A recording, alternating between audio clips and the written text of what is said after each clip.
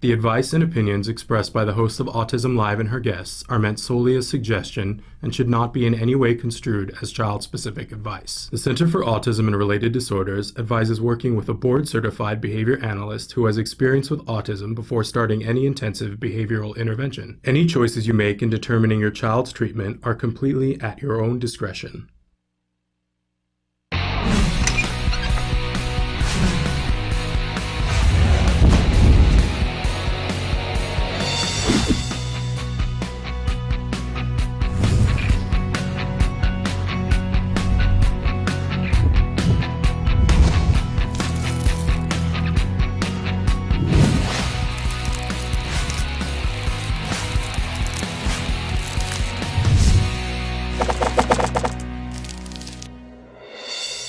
Good morning and welcome to Autism Live. I'm Shannon Penrod, and we're webcasting to you live from the Center for Autism and Related Disorders headquarters in Tarzana, California. Welcome. We're going to be with you live for the next 2 hours talking about topics having to do with autism and how we can be more effective, more efficient, helping a child to reach their fullest potential. I say that and then I always think, oh, asterisk, because all the things that we talk about here are to help all of us involved in this journey. So sometimes it's helping a child, sometimes it's helping a teenager, sometimes it's helping ourselves, whether we're on the spectrum or not. So I certainly don't mean to leave out those of you who are watching who are on the spectrum, who are teenagers and young adults and adults that have been around for a while.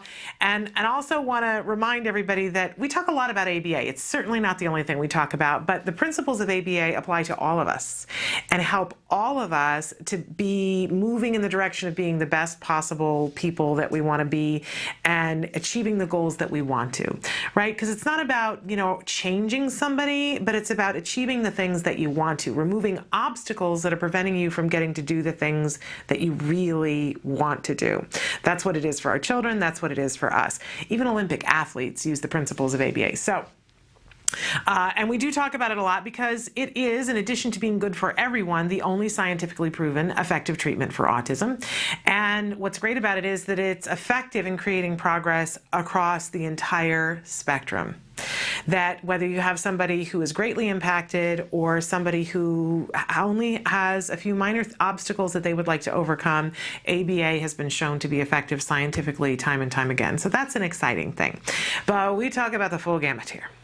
We talk about the funding, we talk about being at school, sometimes we talk about homeschooling, we talk about the emotions that this journey has, whether it's you yourself or someone else in your family that is actually diagnosed with autism. There's a lot of emotions here, right? And about not only coping, not only surviving, but thriving. What a wonderful thing, right? I always like to remind you at the top of the show that I'm not an expert in autism. I am not an expert in ABA.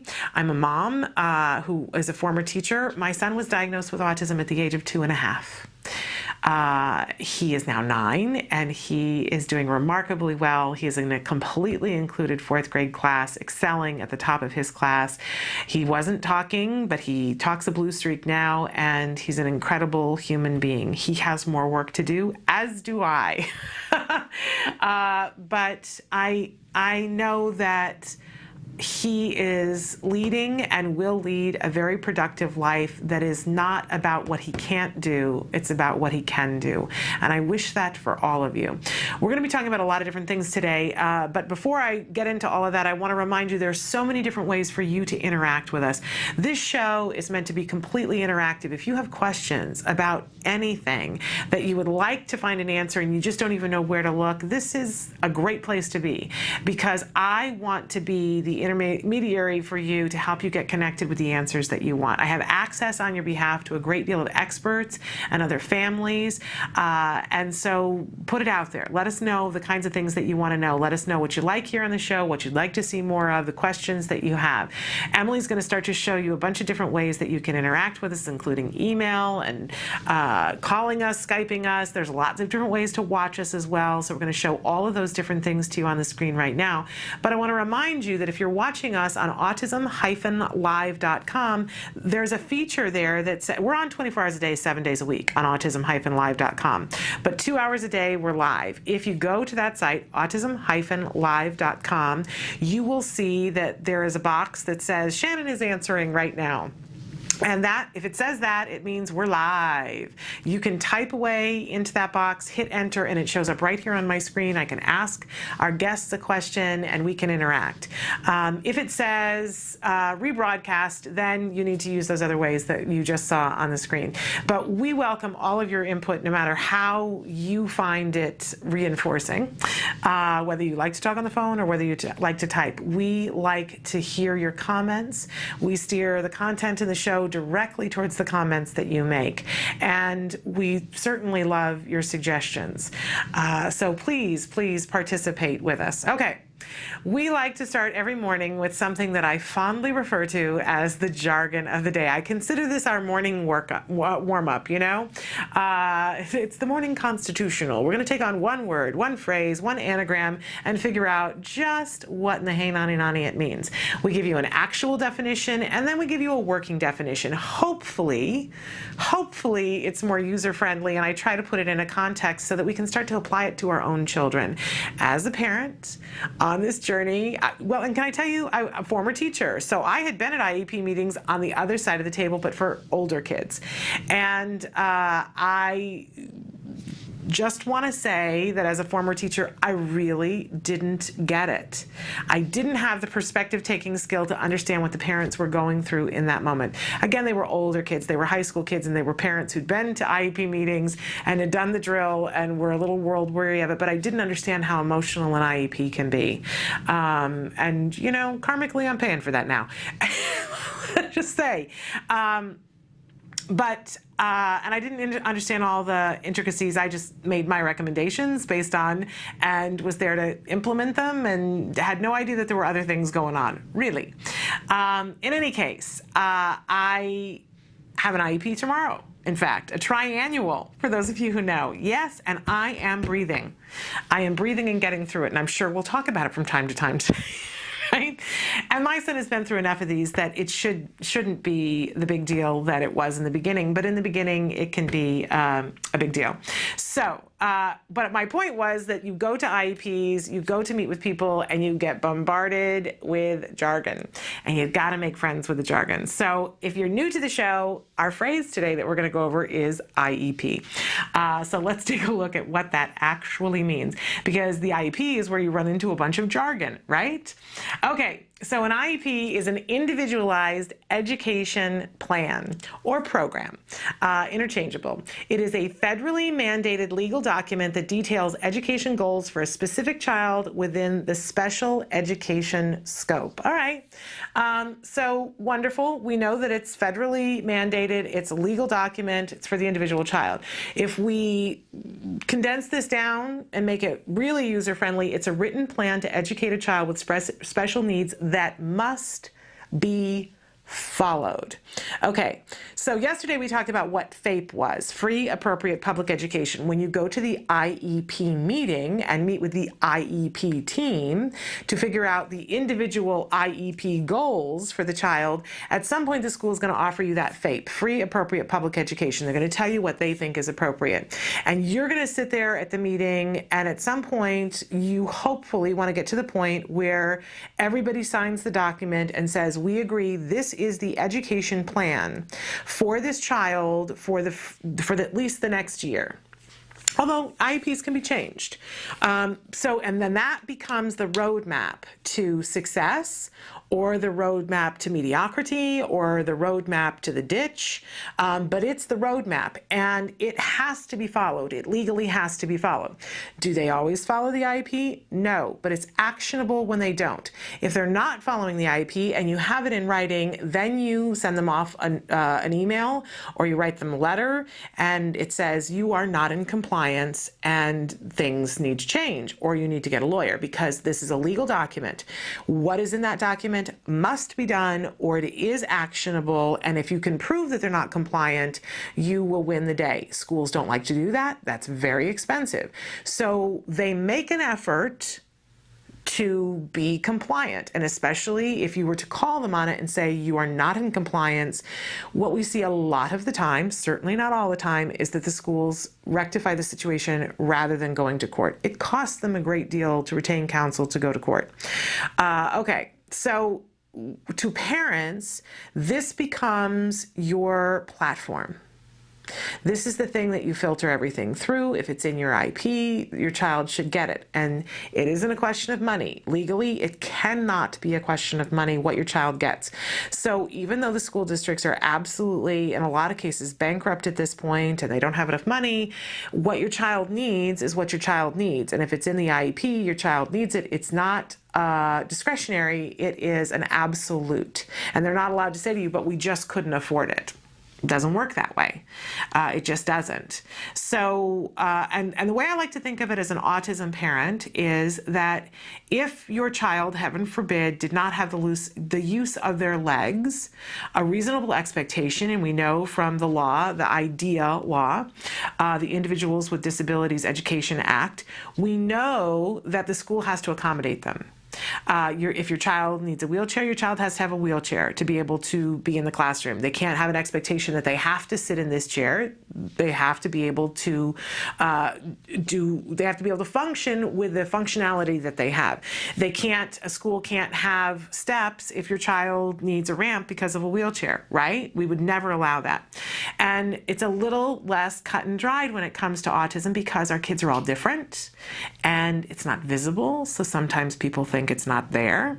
I know, it's frustrating. It's truth. But in any case, we need to be on it as parents.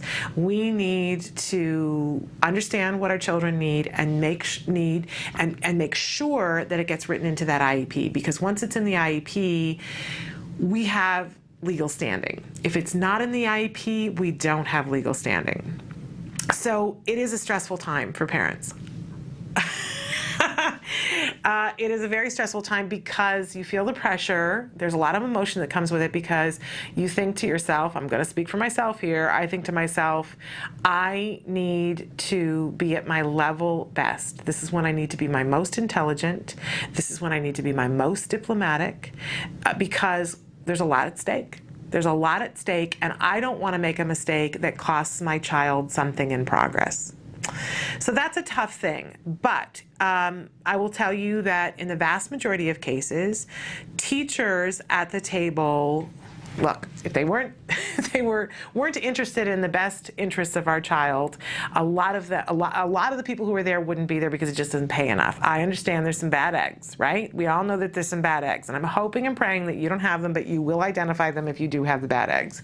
But most of the time, the teachers are there with the hopes of the child getting what's appropriate. Do the teachers always know? No, they don't. Let's just face it that what teachers know about autism and what we now know about autism, there's a huge disparity. Even now, today, the number of colleges that are teaching teachers how to do evidence-based interventions, very few, right? It's starting to happen. We see it starting to occur, but it's very few. And especially if a teacher's been in a classroom, you know, there's some amazing teachers that have been in classrooms for 10 and 20 years, and they are awesome and they have learned some things, but they won't have learned about evidence-based ABA practices that can work in the classroom. But what I have found over time, and I know this to be true, is that good teachers enjoy learning. End of sentence. Good teachers enjoy learning, and especially if you give it to them in a format in which they can easily access it. So if you have the information to give to the teacher, if it's a good teacher, they get excited about it. It's only mediocre teachers and bad teachers who don't. So easy litmus test. Are they excited to learn new things or not? And you can help to educate your teachers. If it's something that you're educating yourself, you can offer something like card e-learning. You know, there are lots of different things that are out there that you can offer the teacher to educate them in an easy format. I love card e-learning, but I also know that they have a bunch of teacher trainings that are coming soon down the pipeline. They've been filming them right here in the studio. And we'll let you know about those as they come come about. But the important thing for the IEP is that you go in with the mindset only of asking what is appropriate, which when I say appropriate, I think effective for your child for the coming school year. That you set aside everything else and that be your focus, that you ask for a tape recorder to be there and you ask at least 48 hours in advance, that you listen, but that you put forth what you believe. Because I would tell you that I think it's very rare that you're going to go to an IEP meeting and sit there and hear what the teachers say and go, oh my goodness, that's exactly what I was wishing for, right? What's the likelihood? You're going to be there with like 8, 10 people and we're all going to be in complete agreement? I think that's unlikely. And I'm a big one for, I always suggest to you guys, follow your gut. So if they're offering goals and things and it doesn't feel right to you, take some time. Say, I'm not going to sign this today. That is your legal right. Go home and think about it. I encourage you, before you go, and this is what I've been doing as we've been gearing up for this IEP, is thinking about, if I were going to daydream for a moment about what I thought was going to be effective, what would that be? And then think about realistically, what can be done, and so that I walk into that meeting and I've already written a document that says what my expectation is. I don't always know what their expectation is going in the door, but I know what mine is. So when I hear theirs, I can compare it to mine and say, all right, we agree on points 3 through 5, but here we go. This is what I need for my child. And I think, when we're reasonable, I think that it goes better. Somebody just wrote in, hi Shannon, I will be thinking of you and wishing you the very best for your IEP meeting tomorrow. I look forward to hearing about your experience. It'll be tomorrow afternoon, so it'll be Friday, and we'll see if I'm battered and black and blue. My question for you is about social skill IEP goals for recess and lunch times for a 3rd grader. My child has a full-time aide, and I want to make sure my child is not just flying solo at recess. I appreciate this, but using this time to intervene and accomplish lots of friendship goals for my child. I heard the excuse that my child needs to decompress at recess, but I disagree. My child is an only child and loves being with his friends. He just doesn't know how to play like his peers and communicate in a mature way. Thanks for your help. This is great because I literally was sitting there last night putting together my social goals for what happens during lunchtime and recess. So we're Vulcan mind meld here. I love this when they say, well, they just need time to decompress. This is a gross misunderstanding of teaching, right? Because all teaching does not have to be heavy demand. In fact, they should be working hard to make it fun for him to interact with his friends during lunchtime. So if they say, well, he needs time to decompress, and you go, yes, which is a great time for us to be working on social skills and friendship, which means we need somebody to monitor it. I would absolutely write the goals out. That's exactly what I'm doing in going in with them and saying, here are the goals. I mentioned yesterday that Dr. Mike Dorsey, that we've had on the show before, teaches at Endicott College, is the head of the program at Endicott College for teaching BCBA candidates. And he had said, and I just love this advice, being able to ask your school, okay, let's break my child's day down into 20-minute increments and say, which IEP goal are we working on and how are we accomplishing that? Because the truth of the matter is that the day should be broken down, and you can do the reverse of it too, is think, okay, well, he's at lunch for 20 minutes. What IEP goals are we writing for that time? And they don't have to be high demand. It can be something that's easily attainable in the beginning so that we reinforce it, so that we move ahead and get something that's harder. So yes, this decompress time, tell them, yeah, we don't have time to decompress. And I think we can teach this in a way that makes it really reinforcing for him. But write them out. If you need some help in writing out the social skills, what I'm doing, quite honestly, is I went into my son's skills account yesterday and took some of the lessons that I thought were the things that we're working on at home that would be that much easier to be worked on when I don't have to arrange a play date, and applied them so that I already had the language. So I would encourage you to go to Skills Global and skillsglobal.com if you haven't already. it's one of the many things. Can I tell you what I was doing at 6 a.m. this morning?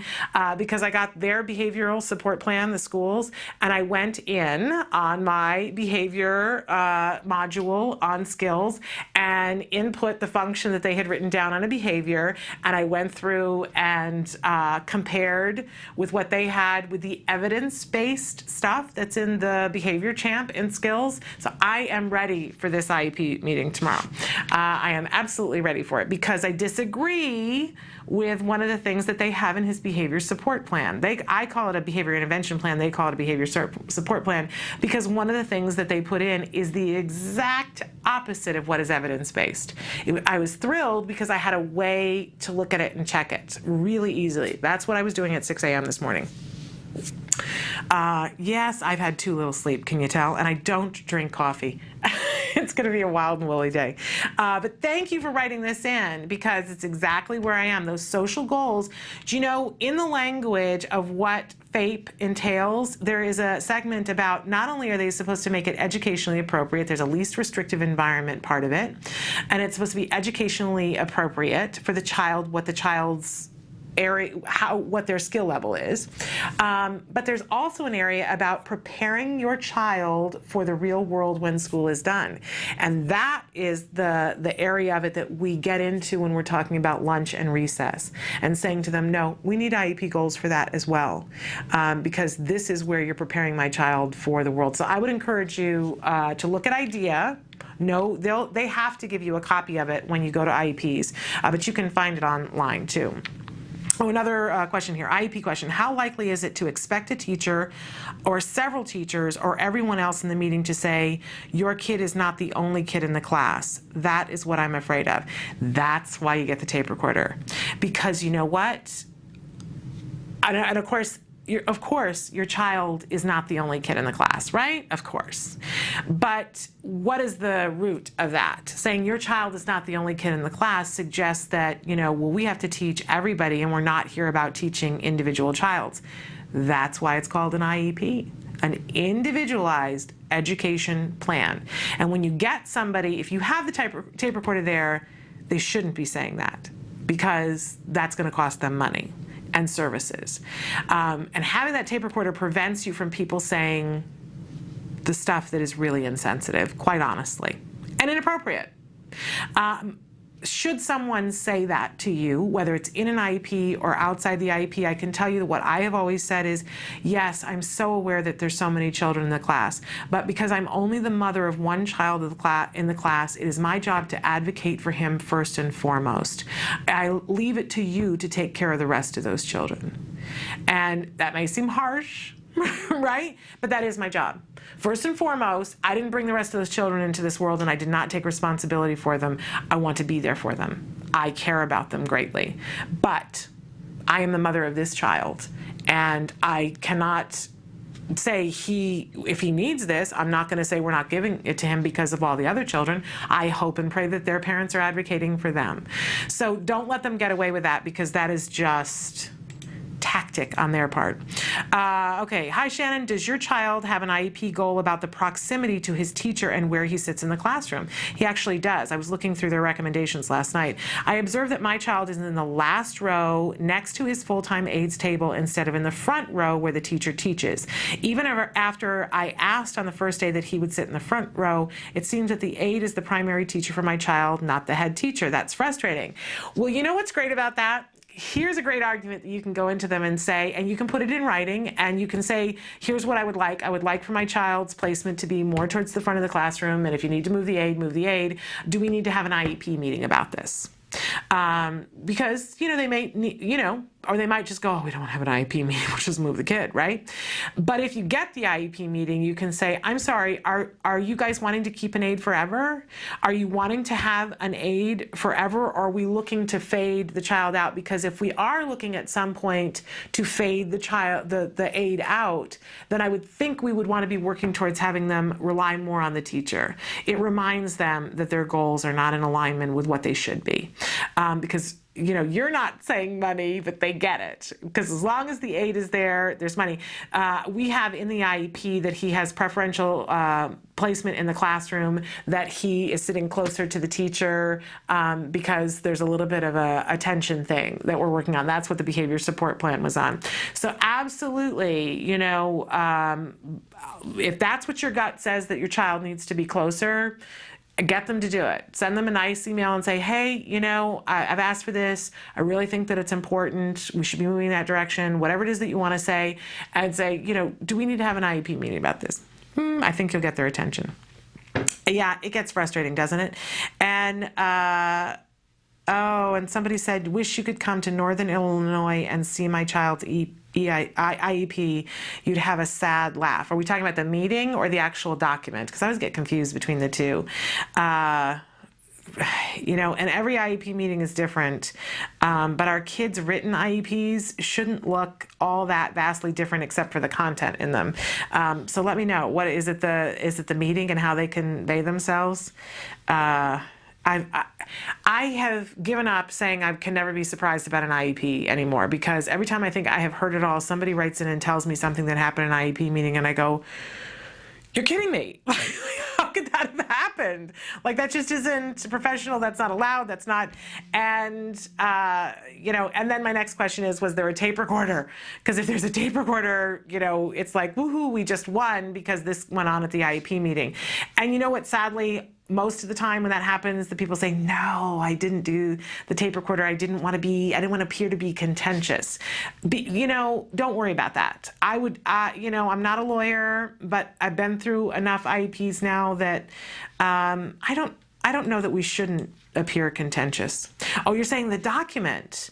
Well, if you want, you can email it to me.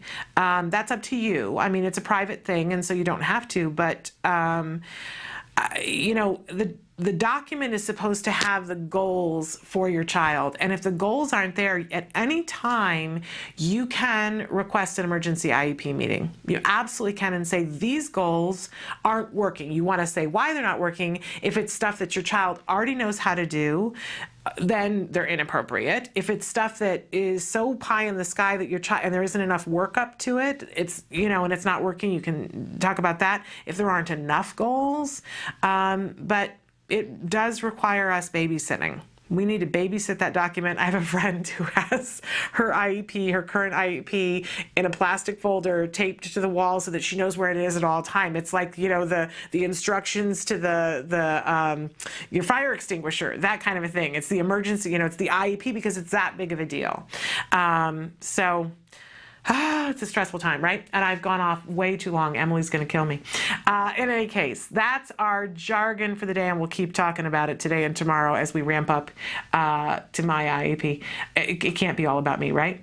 All right, we always have a question of the day, and our question today is we had yesterday a lot of response from you guys. Our question yesterday was, what's the worst thing that's happened to your child at school? Oh, my goodness. I'm so glad we had that question, and I'm so glad that you guys wrote in, because I think we need to own those kinds of things. But, then we got to tour the other side of the street from time to time, right? Because we can't live all on this is frustrating. So who is helpful to your child at school? Is there an aide that is really helpful? Is there somebody, we have yard duty at our school, and my son for years called them the bodyguards, who have clustered around my child and taken a real interest in him. Sometimes it can be the librarian or the teacher or a speech and language pathologist. So who's helpful? Who's the person that has your kids back? I hope there's at least one person in your child's classroom. I'm really lucky in that we have an amazing IEP team. My teachers and my principal and our vice principal and our speech and language pathologist are all top drawer, really concerned about the kids and really concerned for my child, and very, very sweet. So you would think that my IEP would be like that, right? No, it isn't. So I won't say who isn't helpful. We won't say that because I don't want a legal battle. But another one. But who's helpful with your child at school? Who is helpful? And write in on Facebook. We're going to check in a little bit later to talk about the helpful people at school. It's great to identify them and even, to express gratitude and maybe sometime this week say, somebody asked me this week, who is really helpful to my child at school? And I said, you are. Let's reinforce those people for the actions that they're taking. Okay, we always have a topic of the day, and as if you couldn't guess already, our topic this entire week is autism in the classroom. And I just want to say, little disclaimer, this topic was decided on a long time ago when my IEP was not scheduled for this week. It just, kismet, right? We're talking about autism in the classroom. It's a really important area of our children's lives. They spend a great deal of time in the classroom. We spend a great deal of trust and a great deal of taxpayer money, and our children deserve to have equal opportunity. So we're talking about autism in the classroom. We got a lot of things going on here today, and I don't think I changed the PowerPoint, but Emily did. We were scheduled to have Alex Plank from Wrong Planet here with us this morning. He and another gentleman, Noah Trevino, have made a documentary about the atrocities of what's happening with autism in France, and they were scheduled to be here with us this morning. They had something up so that they couldn't be here. We're going to reschedule with them, so we've got a lot of other things that we're talking about, including a cognition tip about helping our children to recognize and identify physical states. And that's going to be really important for them, but it's also something that we can learn from too. So we're going to do that in just a few minutes. We are definitely going to talk about our question of the day. And then at the top of the hour, we are going to be joined by Nancy Alspaugh-Jackson from Autism Care and Treatment Today. And, normally we do that hour and we invite a guest to come in and we talk about whatever organization or charity or book or thing that they do. And I said to Nancy, we really haven't done that for Act Today. And right now, Act Today is in a grant phase. What that means is that you have the ability to fill out papers to get a grant for something that you need for your child. Stop and consider for a moment.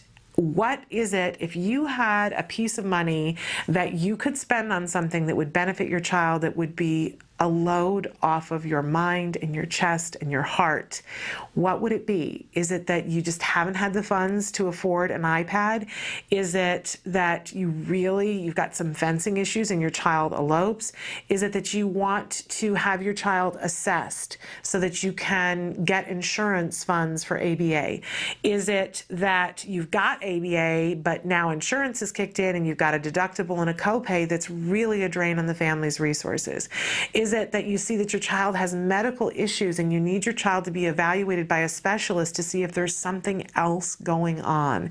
Or has your child been diagnosed with something medical that you cannot afford the supplements or treatments for it? Any of those things and many more, they give grants for. All of those things. And it is a grant phase right now, and I would caution you that we're already halfway through the month. The grant phase ends on Halloween, the last day of the month, and when it ends, it is the last grant period for this year. So I want to encourage you, it doesn't cost you anything to fill out a grant, and we actually we're going to go through the whole process. We have Amy Zhang, who's going to be here with us, telling us exactly what you need to do. So we're going to talk about what Act Today is, how it came about, how Nancy became the executive director, and Amy Zhang is going to tell you what you need to do to fill out a grant. It's amazing. These are life-changing grants. And we'll talk a little bit about how they raise the money, because it's a lot of money to raise. Okay, we got a bunch more comments, and we'll get to those. We're going to take a break, though. We'll get to the comments and have our cognition tips, so stick with us. My son, my brother, My daughter is one of the 1 in 88 children. on the autism spectrum. I have autism, I have autism, I have autism. and I want you to see me as an individual. and not as a label. I want to find out why my brother has autism. I want the government to say that Autism is a public health crisis. I need to know who will take care of my child when I'm gone. I want to know what treatments. What solutions are out there for my child? We need insurance reform. In all 50 states. I want autism to be an unavoidable topic for those running for office this fall. I want my students to be safe in school. I want the bullies to leave me alone. Autism Speaks encourages all Americans to ask candidates, How will you make a difference for those living with autism? I want a Senate, A president A Congress that recognizes autism. It's an urgent public health crisis it is. I want our lawmakers to listen. Make your voice heard this election. Visit autismvotes.org.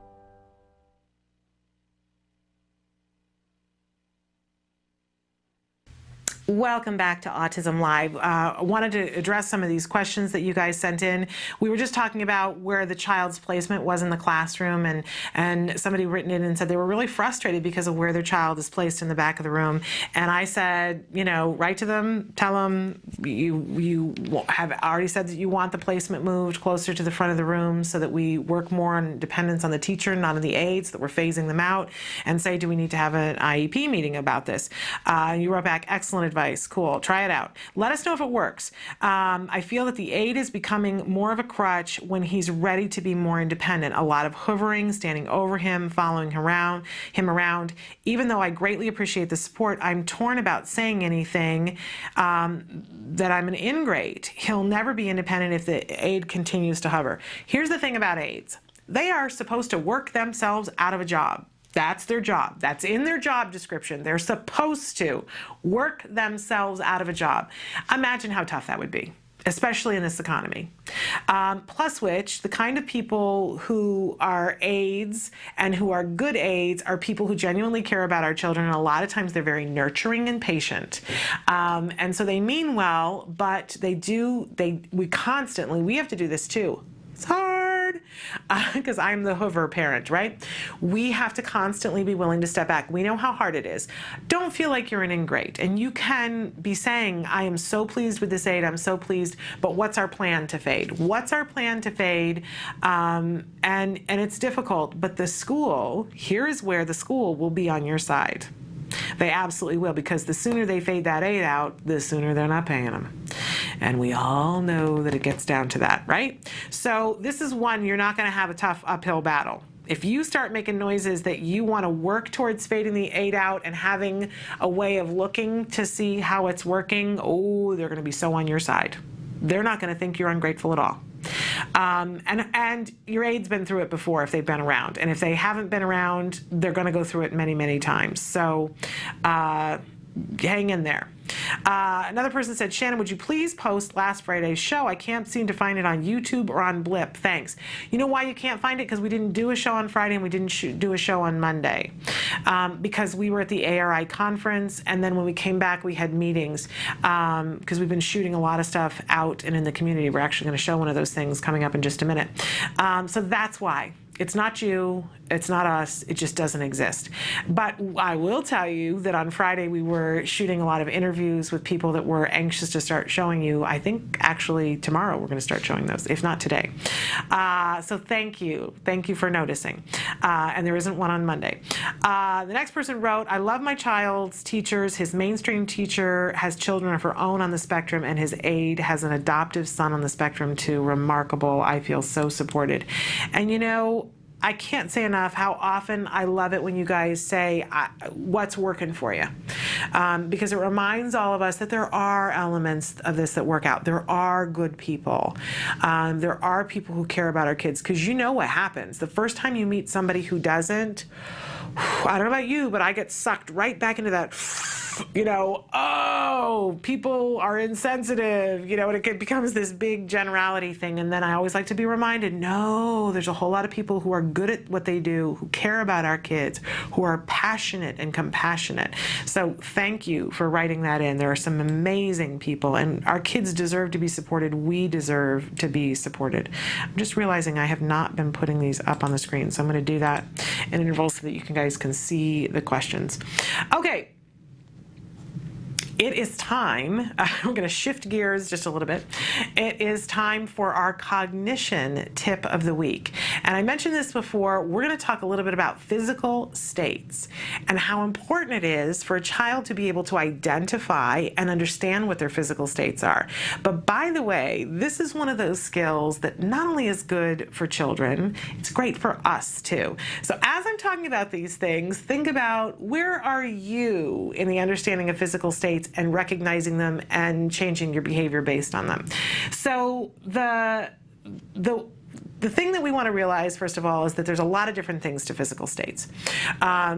Think about, am I tired? Am I hungry? Do I need to go to the bathroom? Am I cold? Am I hot? Am I, wearing too much clothes, too little clothes? Am I uncomfortable? What's going on with me physically? Because guess what? That's going to inform so much of what we do. I was talking to I'm in the place in my life where I'm having occasional hot flashes. I know, too much information. And I was talking to somebody the other day, and I started to have a hot flash, and I was having a moment. And I said, you know what? I got to stop for a second. I got to have something to drink because I want to focus on what we're saying, and I'm losing focus because I'm having a heat wave, a personal heat wave. And so much of the time, because we're such busy people, we'll find her someplace in line at the grocery store, and we go, we're just crabby and cranky, and then we realize, it's 1:30 and we have not had lunch, right? So if it can get past us until it gets really loud, the physical state, imagine for a child, and especially a child who does not have language capabilities, expressive or receptive, what must it feel like when suddenly you feel hot, or you feel tired, or you feel hungry, or you feel constipated, or you're cold and you can't identify it and you can't language it and tell somebody. It is anxiety causing, right? It's absolutely anxiety causing. So, and it certainly changes our mood, and it affects our ability to be effective, to learn and to communicate. And if that's already compromised the ability to communicate, then we're going to see challenging behavior, is my point. We are absolutely going to see challenging behavior. So what if we could teach children about physical states, and by the way, we can. What if we could teach them to identify them, to think about them, to acknowledge them in themselves and in other people, and then the next step along the way, to be able to change their physical states so that they can be more productive. Or at the very least, acknowledge it and say, I am, tired and I can't go to bed right now, but I need to downgrade what my expectations for what's going to happen are, right? And not blame everybody else for it. So some things to keep in mind when we're talking about teaching physical states. We want to identify physical states by the way they look. So we're going to start out and show children pictures of things and teach them to identify receptively. So, what does cold look like? And of course, we go to stereotypes in the beginning because we're going to blow it up a little bit bigger than it is. But then we want to identify physical states in the child themselves, and then in other people. We want to predict physical states in the child. So, if you go outside without a coat, what are you going to feel? You're going to feel cold. If you are running around for a lot of hours and water starts to trickle down your head, what might you feel? Hot. Okay. And then identify them in other people. And then we want to predict the cause and effect of physical states in themselves and others, like I was just saying. So if you do this, then you're going to do that. Okay. If you stand in a sauna, what's going to happen? You're going to get hot. Okay, so let's take an example, because we're going to start with matching, and there's a whole series of lessons about teaching physical states, but let's take it down to one of the earliest things that we do is matching. So the parent or teacher presents comparison pictures of someone looking cold, someone looking sick, and someone looking tired. And they hand the child a sample of the picture of the child looking sick and say, put with sick. So we've got two of each one, and so we're just saying to them, match the picture to the picture, what it looks like. This is the beginning kernel, and if you think about this, you go, I don't know about you, but I go, I would never start that far back. But that's exactly where we need to start with a lot of children, certainly not all of them. But if a child doesn't understand the receptive label and they don't understand the expressive label, this is a great place to start. So you've got the two pictures and you're saying put with sick. We can start with errorless learning so that there's just the picture of the child being sick and the identical picture of the child being sick, put with sick. Oh yeah, the child's sick. Okay, good job. And then do it again, put with sick. And eventually we get the field of three, and there's the child who's cold, the child who's hungry, the child who's sick, put with sick, they're putting it with sick. So they're starting to identify that this being sick looks like this. Now, Do we have to vary the stimuli? Absolutely. You can find pictures online, and there are people who have started banks of pictures that you can find. What we did, because it was before the internet had blown up in the way that it has, with so many people posting so many things, we, on several different occasions, whenever we got together with friends, we would have a list of things that we wanted pictures of, and we would have this essentially a photo shoot where the kids would be acting out when we did actions, they were acting out reading a book and doing all this, but you can also ask them to act out being sick. You can also take any old magazines and go through, because a lot of times in advertisements, they will show physical states because they're advertising how to change a physical state, right? So that's a great place to look for that kind of information. And if you don't, I know when my child was diagnosed with autism, I canceled all my magazine subscriptions because we were looking for ways to save money. But I still had some that were left over, and I asked friends. You know, friends always say, what can I do to help you? Give me your old magazines so I can go through and cut out pictures to be able to do this kind of work, because it's going to build over time. So in this instance, the child matches the sample picture of the picture looking sick. We start to build the connections of what it looks like. It's just the beginning kernel of a series of exercises that get to the point where the child understands that's what somebody looks like when they're not feeling well, and this is probably what I look like when I'm not feeling well. Over time, you're going to match. When the child is feeling something, you're going to identify it, and you're going to say to them, you're feeling cold. Okay, so, and here are some of the things on this slide. I forgot that I had this one here. We start with errorless learning whenever possible, which I just mentioned. Make sure that the pictures have a context, especially, you know, for things like cold. You don't want a child that's standing next to a sofa being cold, because there's no context. If nothing else, you know, you might put them with the freezer open if you're not in a snow area, or you don't want to go outside. You can put the freezer open and have them being cold, because it presents a context. It makes it much easier for the child to begin to get it. Vary the pictures and the participants in the pictures, and identify physical states when they come up in real life.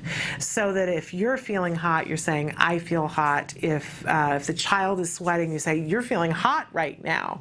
My child learned the expressive labels of hot and cold.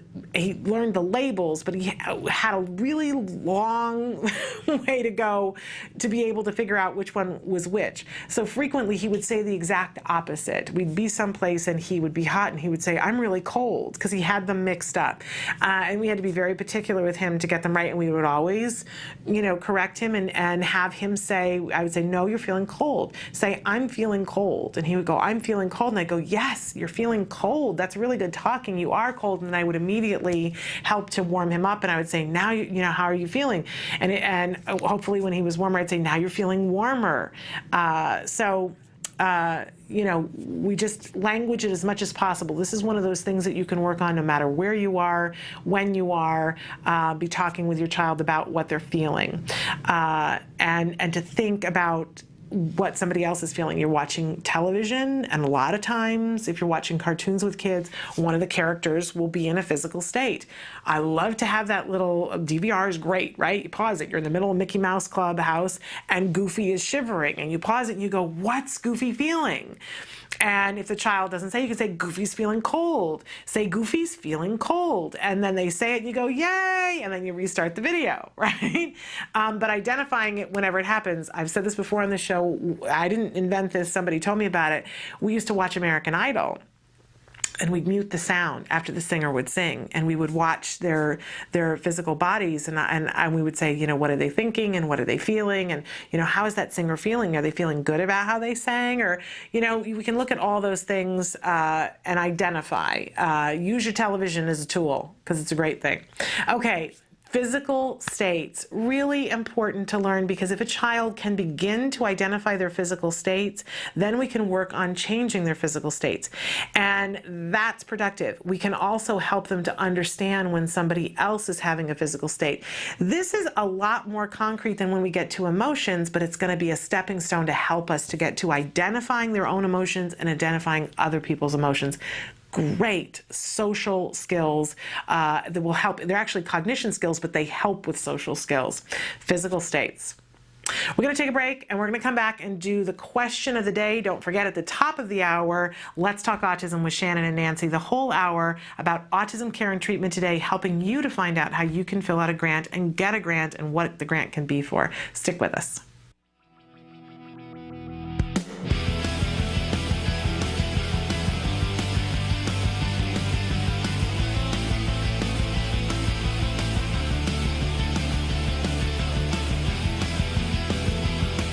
Tell us how you came up with this idea to do this. I got into hanging out with special ed kids like in high school. I joined Best Buddies, but I always kept skateboarding. I had these two inspirations. I didn't want to just do one or the other. Like, this is what came out of it. No one should be like deprived of the love of skateboarding. They all have the ability. It just takes like the push, and that's what we try to provide here. You're here with your son today. Yes. Why did you come to this event? I came so he could learn how to skateboard. We've been standing here watching him for just a couple of minutes, and he's already getting the hang of it. And the grin on his face And says it all. yeah, you can see it right there. Oh my God, you're so much fun. Yeah, that's pretty cool, huh? Is this the first time you've done this? Yes, it is. You're doing such a great job, though. It's all gravity and it's all balance. Why did you want to do this today? Because it was my 17th birthday. We found this out, so I came here, and now off I go. I'm skating now. He loves this. This is probably one of the coolest things he's ever done, and the fact, it's really a neat program. The instructor he has is very understanding and is taking his time to work with him. I figure if the kids are leaving sweaty and smiling, then that's what it's about.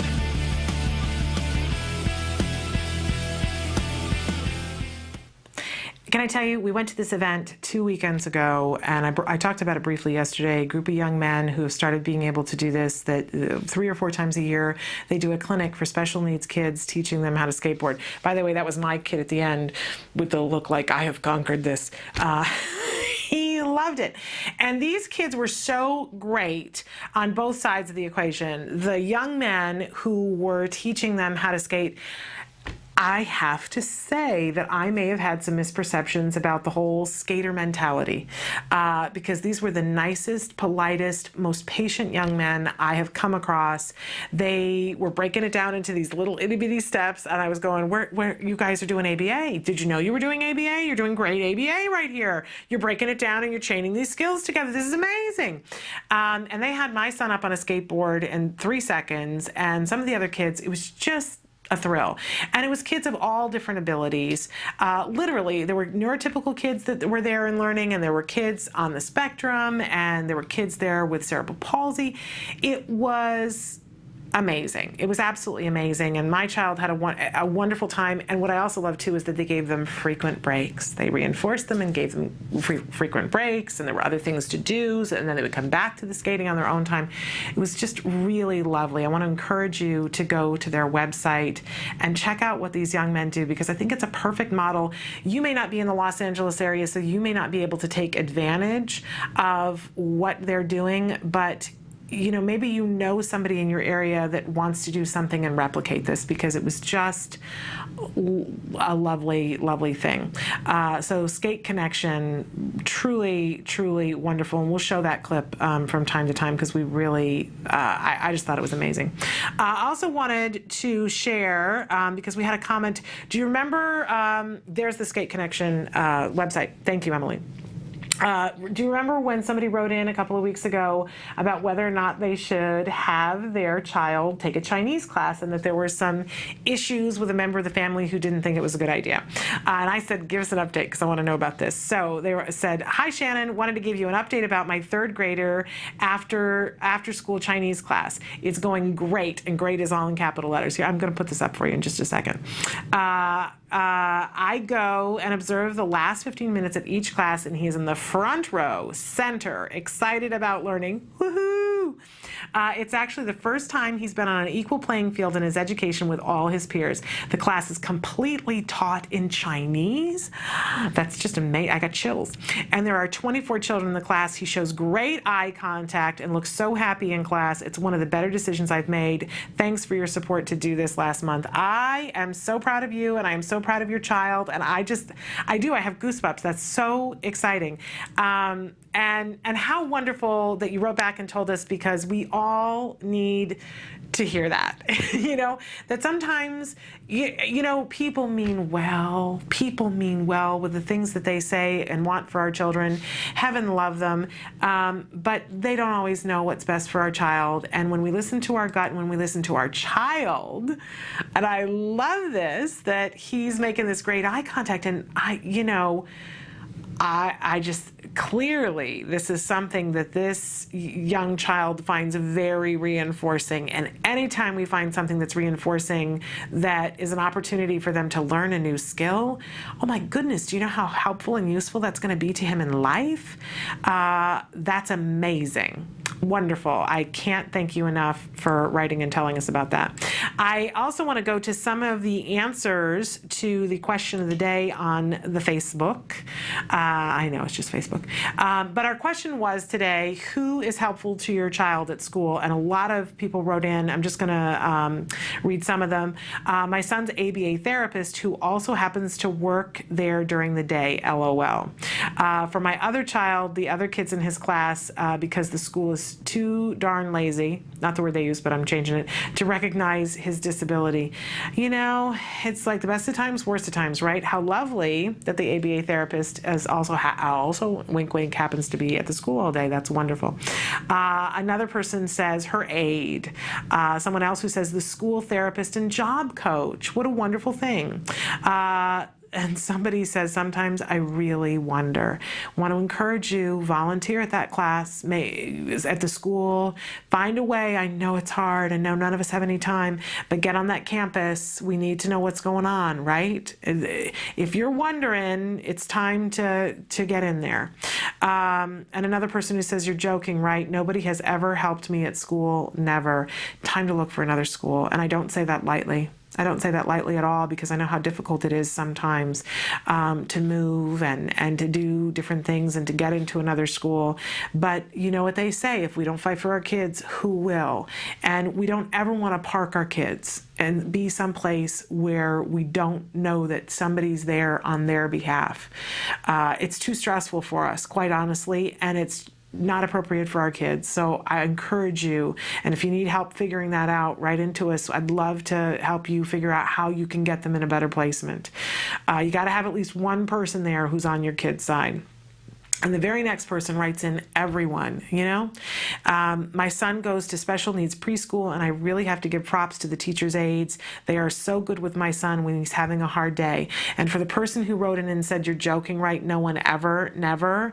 I want you to hear that, because there are other placements where you could find that the vast majority or everyone is on your kid's side.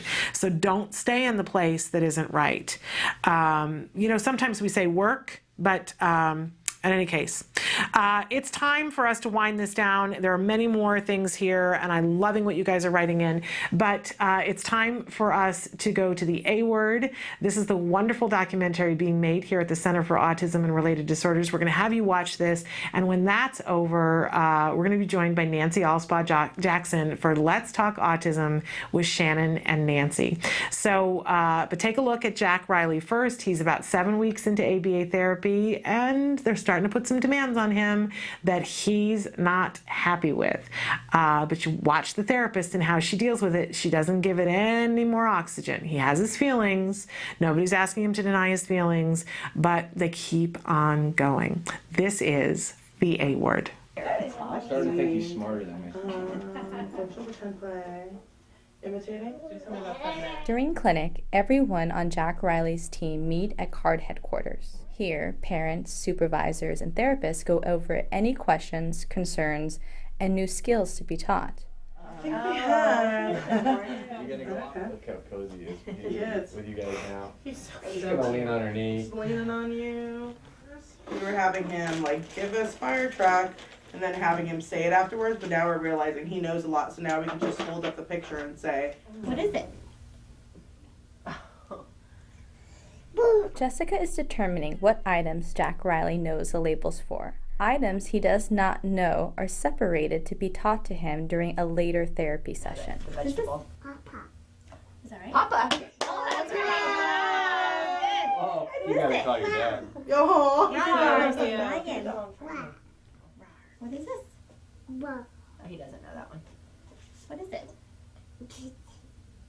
Table. I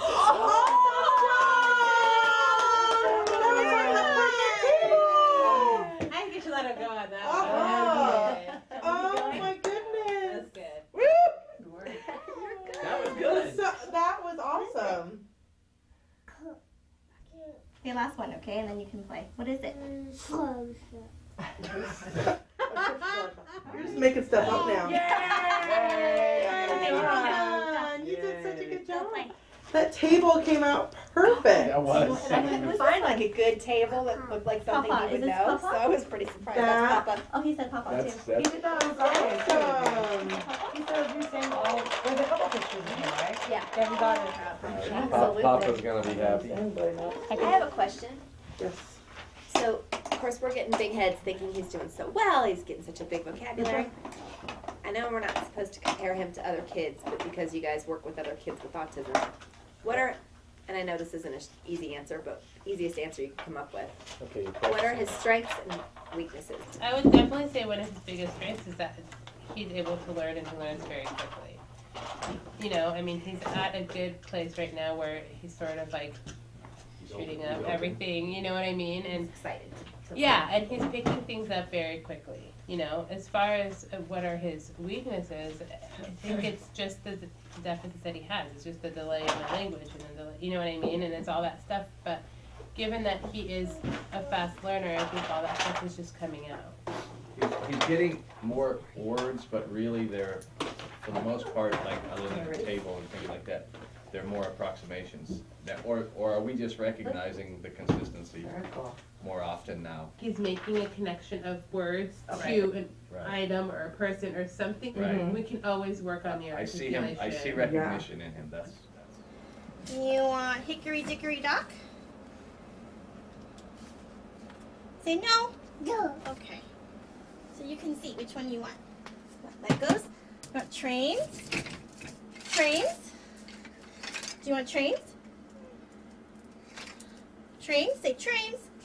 Okay, here. Let's go play with the trains. We got these. What color is this? Red. Red. Very good. You know your colors. What color is this? Red. Try again. Yellow. Yellow. Very good. Here we go.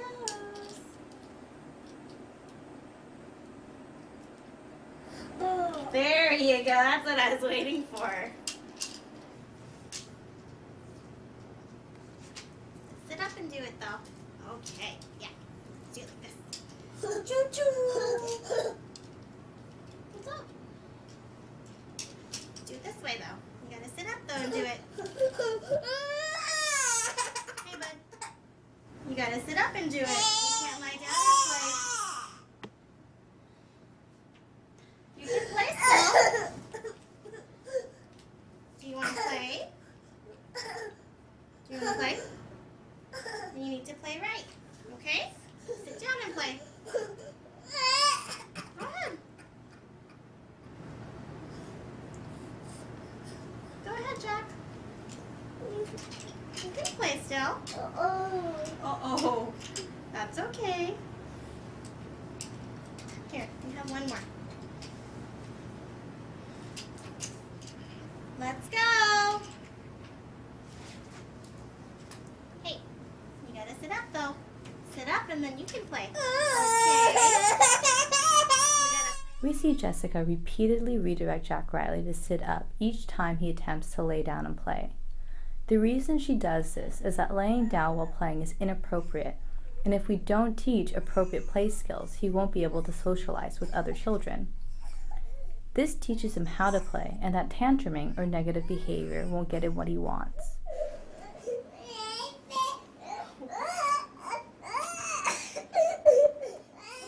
Sit down.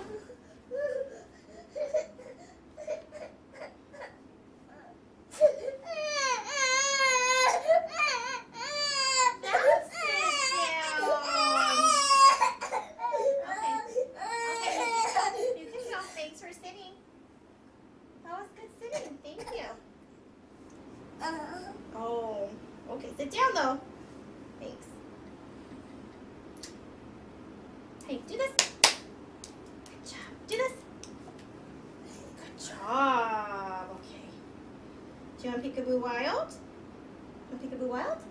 or Peekaboo Barn? Which one do you want? Which one do you want? Here, you pick. Which one? The Peekaboo Wild? Uh-oh. Oh, shoot, that's not it. Here.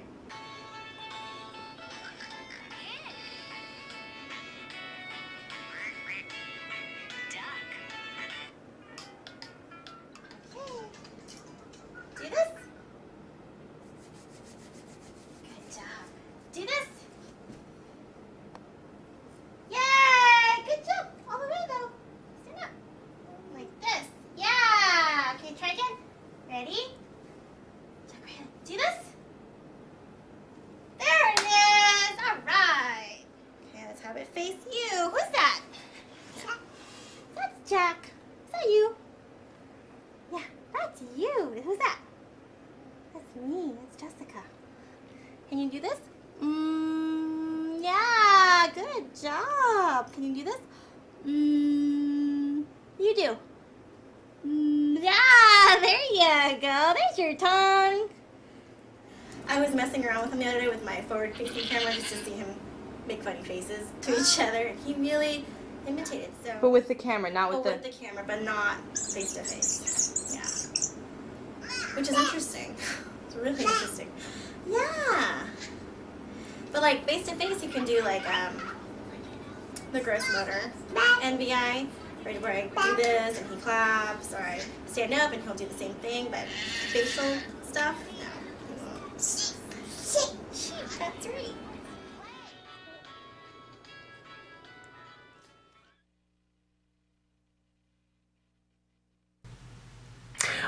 Welcome to Let's Talk Autism with Shannon and Nancy. I'm Shannon Penrod. And I'm Nancy Alspaugh-Jackson. I'm so thrilled to have you here, Nancy. I'm happy to be here today, and I'm very excited because we're going to talk a little bit, well, we're going to spend basically this hour talking about ACT today. Yes, you know, we were talking, Nancy and I we always love to bring people in who have fabulous information for you guys, that have wonderful organizations, and I said to her, you know, we need to do a show about ACT today, and I want for my special guest to be Nancy Alspaugh-Jackson. How about that? Because it's kind of a disservice that we haven't, and a lot of times we'll talk to you guys about grants and grant times when you can apply for grants. And programs we have. Programs that help people.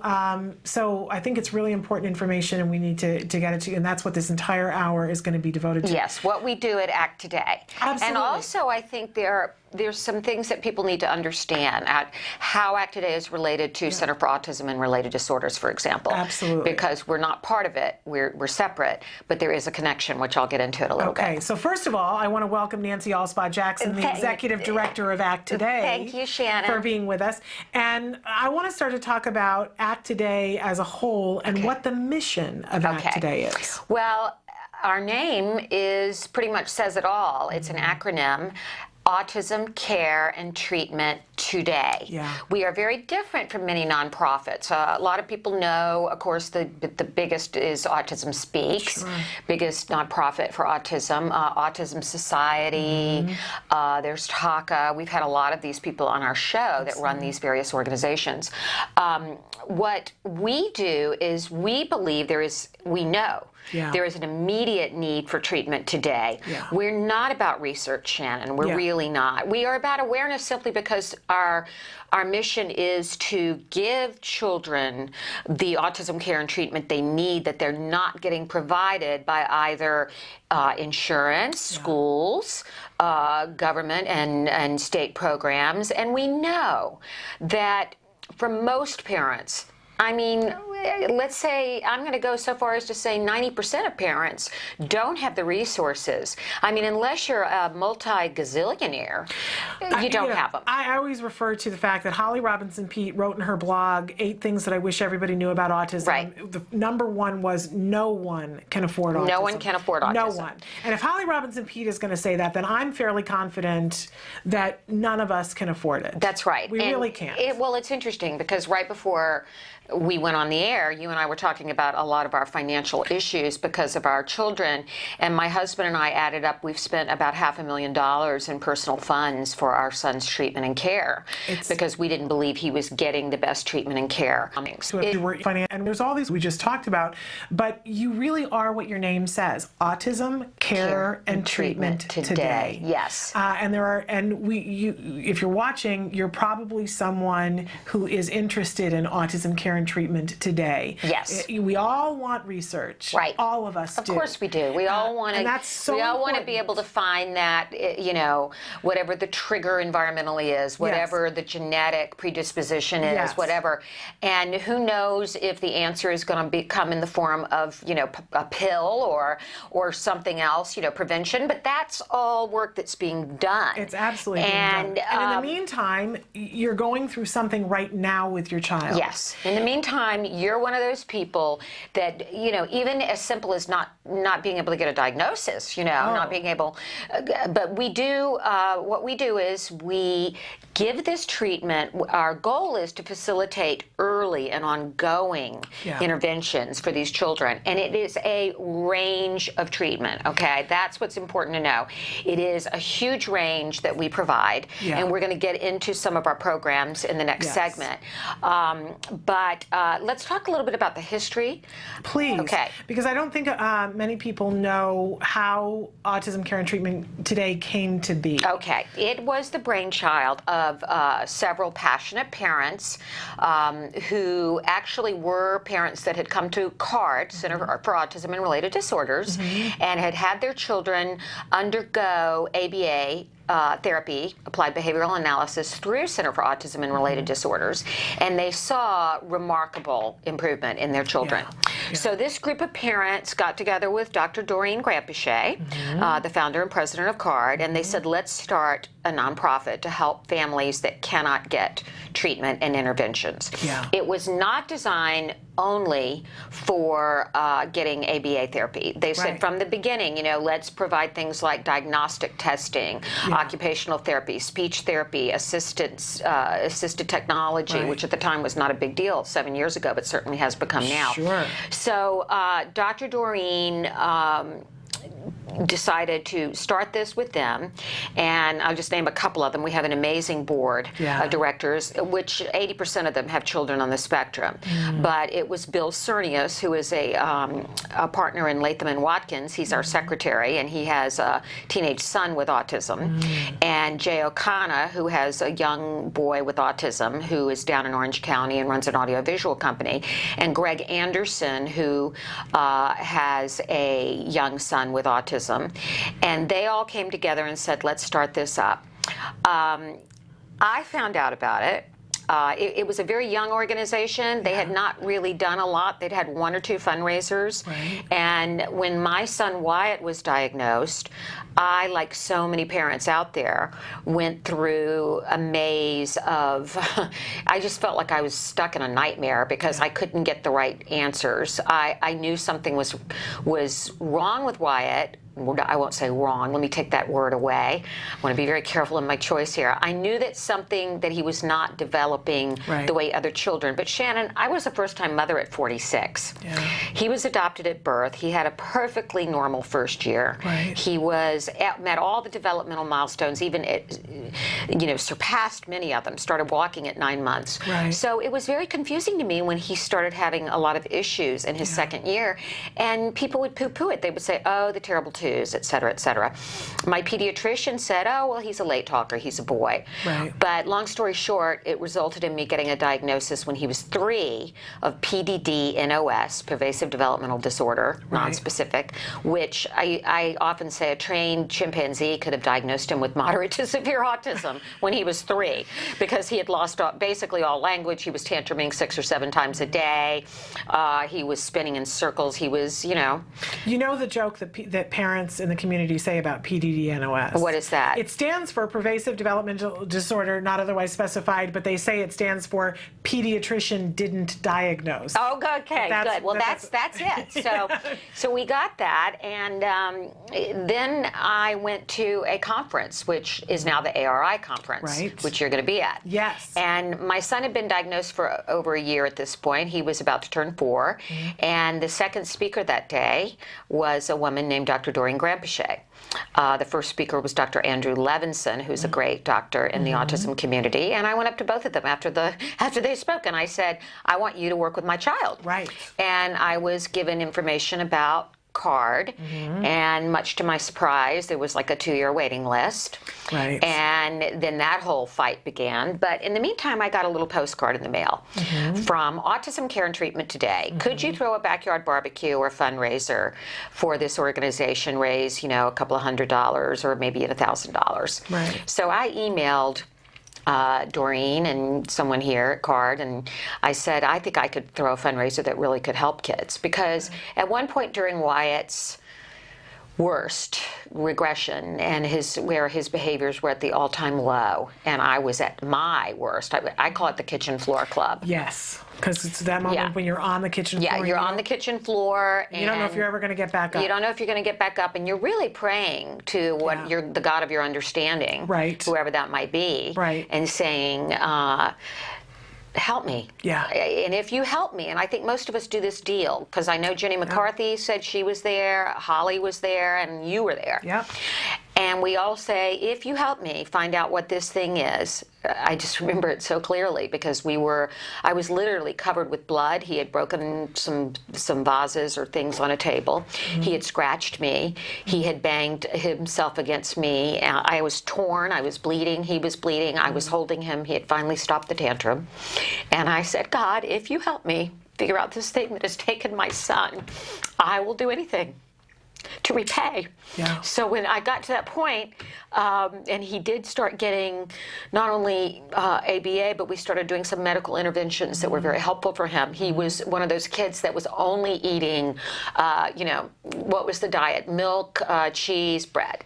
Right. He would not touch vegetables. He would not touch other things. So we started giving him some, boosting his immune system, doing some of those things, working with diet, working with those other things. And he was also not sleeping. So we were doing some other interventions, and then the therapy was just enormously helpful, because also, we were starting to work with getting him to eat the right foods. We had to do therapy for that. So, I said to Dr. Grampichet, to Dr. Doreen, I want to do a fundraiser. Now, I had been in television for 25 years prior to that, and had written a couple of books. And I called up my buddies that I had been Lisa Gibbons, the wonderful Lisa Gibbons. I don't know if she has a show on the air right now that's syndicated, but she had her own talk show for 5 years, and I was her executive producer. I said, Lisa, would you come and host a fundraiser in my backyard? And we're lucky that we live in a little ranch house on an acre, and we invited the entire community of Hidden Hills, California, and Calabasas, and Jerry Pinnacoli, another friend of mine who is on Extra, the television show. They came and hosted. I got a lot of entertainers. For 2 weeks, I worked like a maniac. 2 months. That's all I did. Right. And, we put on a fundraiser that raised about $30,000. Right. So Doreen asked me on the board, and a short time after that, not too long after that, she said, we're looking for an executive director. Part-time. I think it was like 10 hours a week. Yeah, right. So then I became executive director, and that was about 6 years ago, five or 6 years ago. And Act Today has steadily grown since then. Yeah. And we also, one of the things I'm most proud of that we've talked a lot on the show about is we launched the first campaign for military children with autism, because I found out about the tremendous challenges they face. And my husband was a naval officer in Vietnam, and my dad was a decorated Marine, and having a son with autism, I just thought, knowing about military families and the special strain. So that was launched. We have developed our programs. The only thing that I have to say that I don't like about what I do is that I can't give out more grants. And there you go. And the reason why you can't give out more grants is because there just isn't enough money. There isn't enough money. I have to say, knock on this wood, that in a time when many nonprofits have gone under, we have continued to thrive. Yes. And we have now, Shannon, been able to give out officially since the beginning of Act Today, short years ago, we've given $1 million directly to the families that need help. Which is amazing. Now, we pay the provider of services, but the families ask for what they want, what they need. Yes. And a little bit later, we're going to have my amazing Amy, amazing Amy Zhang, who has been with me since the beginning of me being involved with Act Today. Amy had worked with me on a fundraiser for a little boy at my son's preschool, where we raised $25,000 for this child because his mother had inoperable cancer and he was severely autistic. So we put together a fundraiser, and I said, if ever, she was at Pepperdine at the time, and I said, whenever you graduate, I want you to work with me. And the same day I got the job as executive director, she emailed me, I'm looking for a job. I said, you've got one.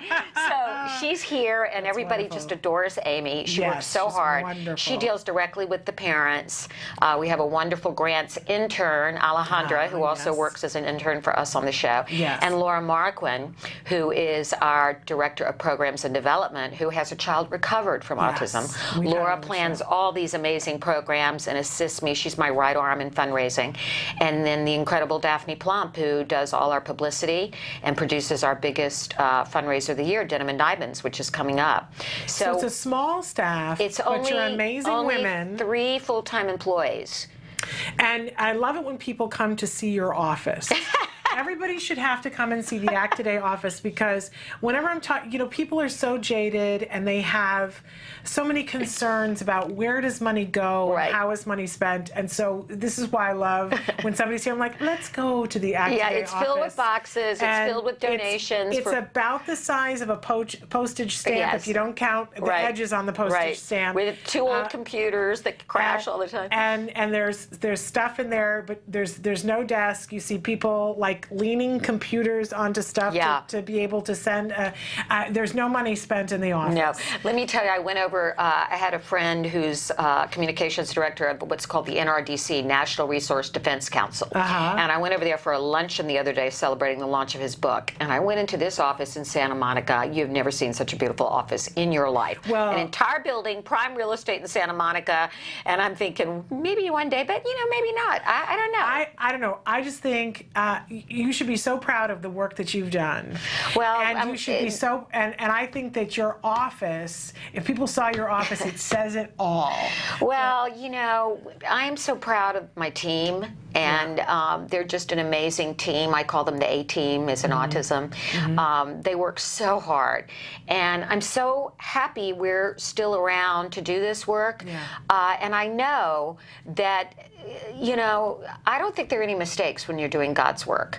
And I know that we will continue to grow and thrive.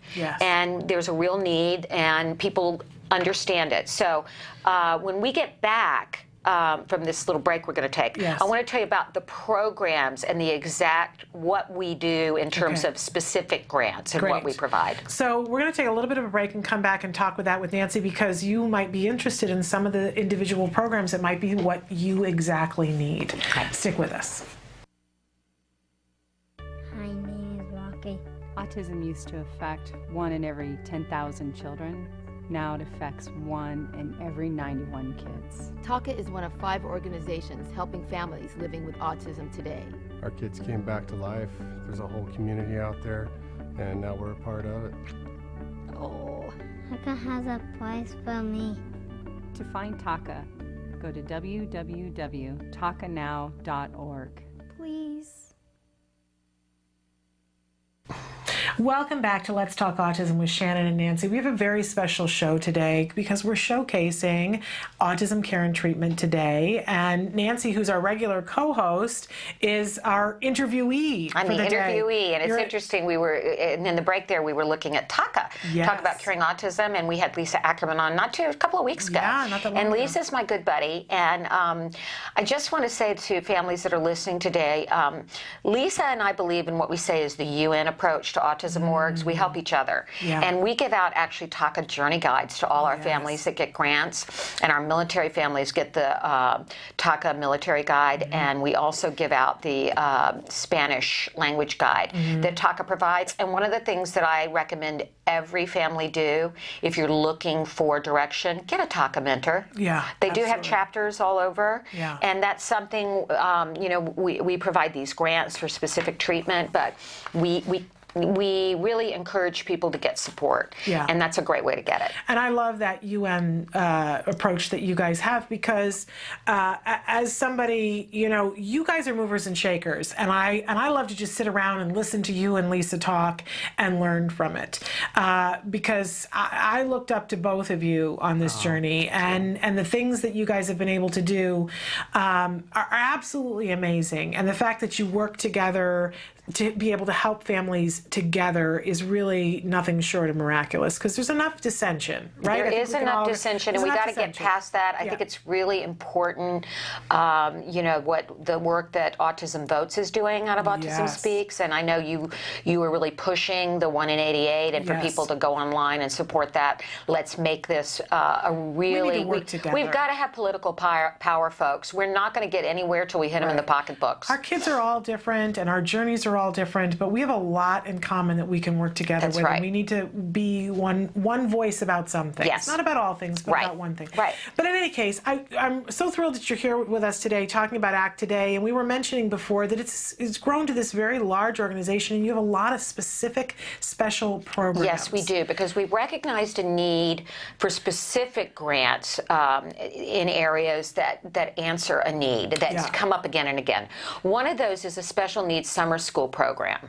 Okay, you know, summer is for the neurotypical child a time that they can take off, a time that they can, you know, have lazy days, go to the beach, go to the. For our kiddos, as you call them, our kiddos, it's a time where they could lose skills, very important skills. So one of the things that we firmly believe is that our children desperately need to keep that continuum of care going. So we do have a special needs summer school program, and that will give grants for summer camps and programs that ensure that they maintain those skills while they can have some fun, right? Because you can do both. And gain social skills. Yes, absolutely. We have a social skills learning program, which is you know, those of us with children with autism understand that our children, you know, autism manifests itself in 3 areas. Right. Language, social skills, repetitive behaviors. Well, a lot of our children, you know, these social skills classes aren't necessarily given in the therapy they get in school, and as particularly the teenagers. We give grants for some of these social skills programs. So they're a variety of things. They can be things like, you know, we've had Joey Travolta on, who does a filmmaking program. We've given grants for drama programs, and you know, some families don't have the funds even for a $140 drama program over the summer. I mean, that is the reality of it. Which could I'm thinking of a particular child, actually. We had a woman named Stephanie Wilson on, who runs a theater program in Thousand Oaks. And she came to me with a family, and they applied for a grant. They did not have the funds for $140 for this summer program, a couple hours a day for a couple of weeks in the summer. And this boy, at the end of this program, if you could have seen his acting abilities and the gains he made in language and eye contact. So that's a very important program. And you know what else I love about that, if I could just interject? I love you guys because you take grants for whatever the family needs, but you've created these special programs that, because you see that there are a bunch of people that need this individual thing. And I have to drive home that a lot of times you guys sit there and think, well, but this doesn't apply to me because, and then it's fill in the blank time. Well, my child is too profoundly affected to to be, you have grants for kids who need a lot of help, profoundly affected. And then you might think to yourself, well, my child's doing really well, so I don't feel like that I can ask for, or that I would ask for, or that they would grant me. You guys deal with everything. We do. We deal with everything. We deal with some extreme cases. I can tell you that right now. Many, many nonverbal children, which leads me into my next program. Okay, there we go. Assistive technologies. Yeah. And you know, there's so many children. Did you know that it's estimated that 30% of our children, Shannon, will never have the ability to speak? I didn't realize the number was that high. It's a very high number.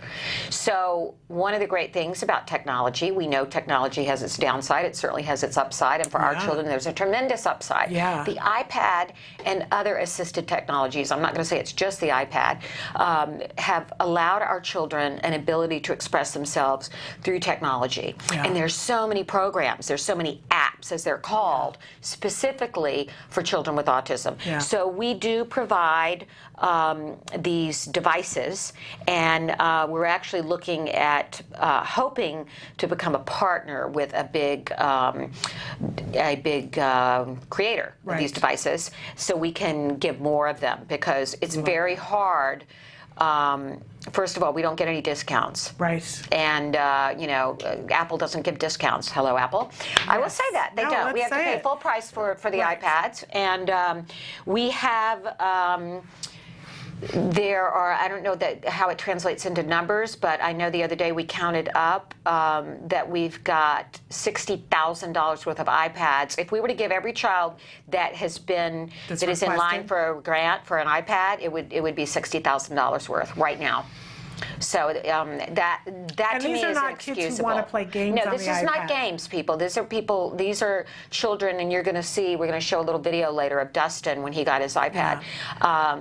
And I have gone to homes where these children get iPads. And even, okay, I've gone to homes to give the iPads.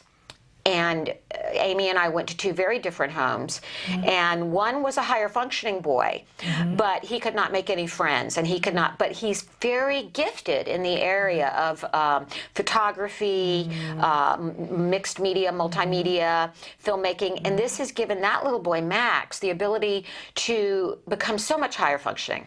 Then Dustin, barely verbal, but his therapist wrote me and said, in the years she had been working with Dustin, since he got that iPad, she had never seen such improvement. So that's amazing. It's overwhelming when you realize an iPad can change a life for a child. Absolutely. Okay, so that's really important. Really wonderful. Medical help today.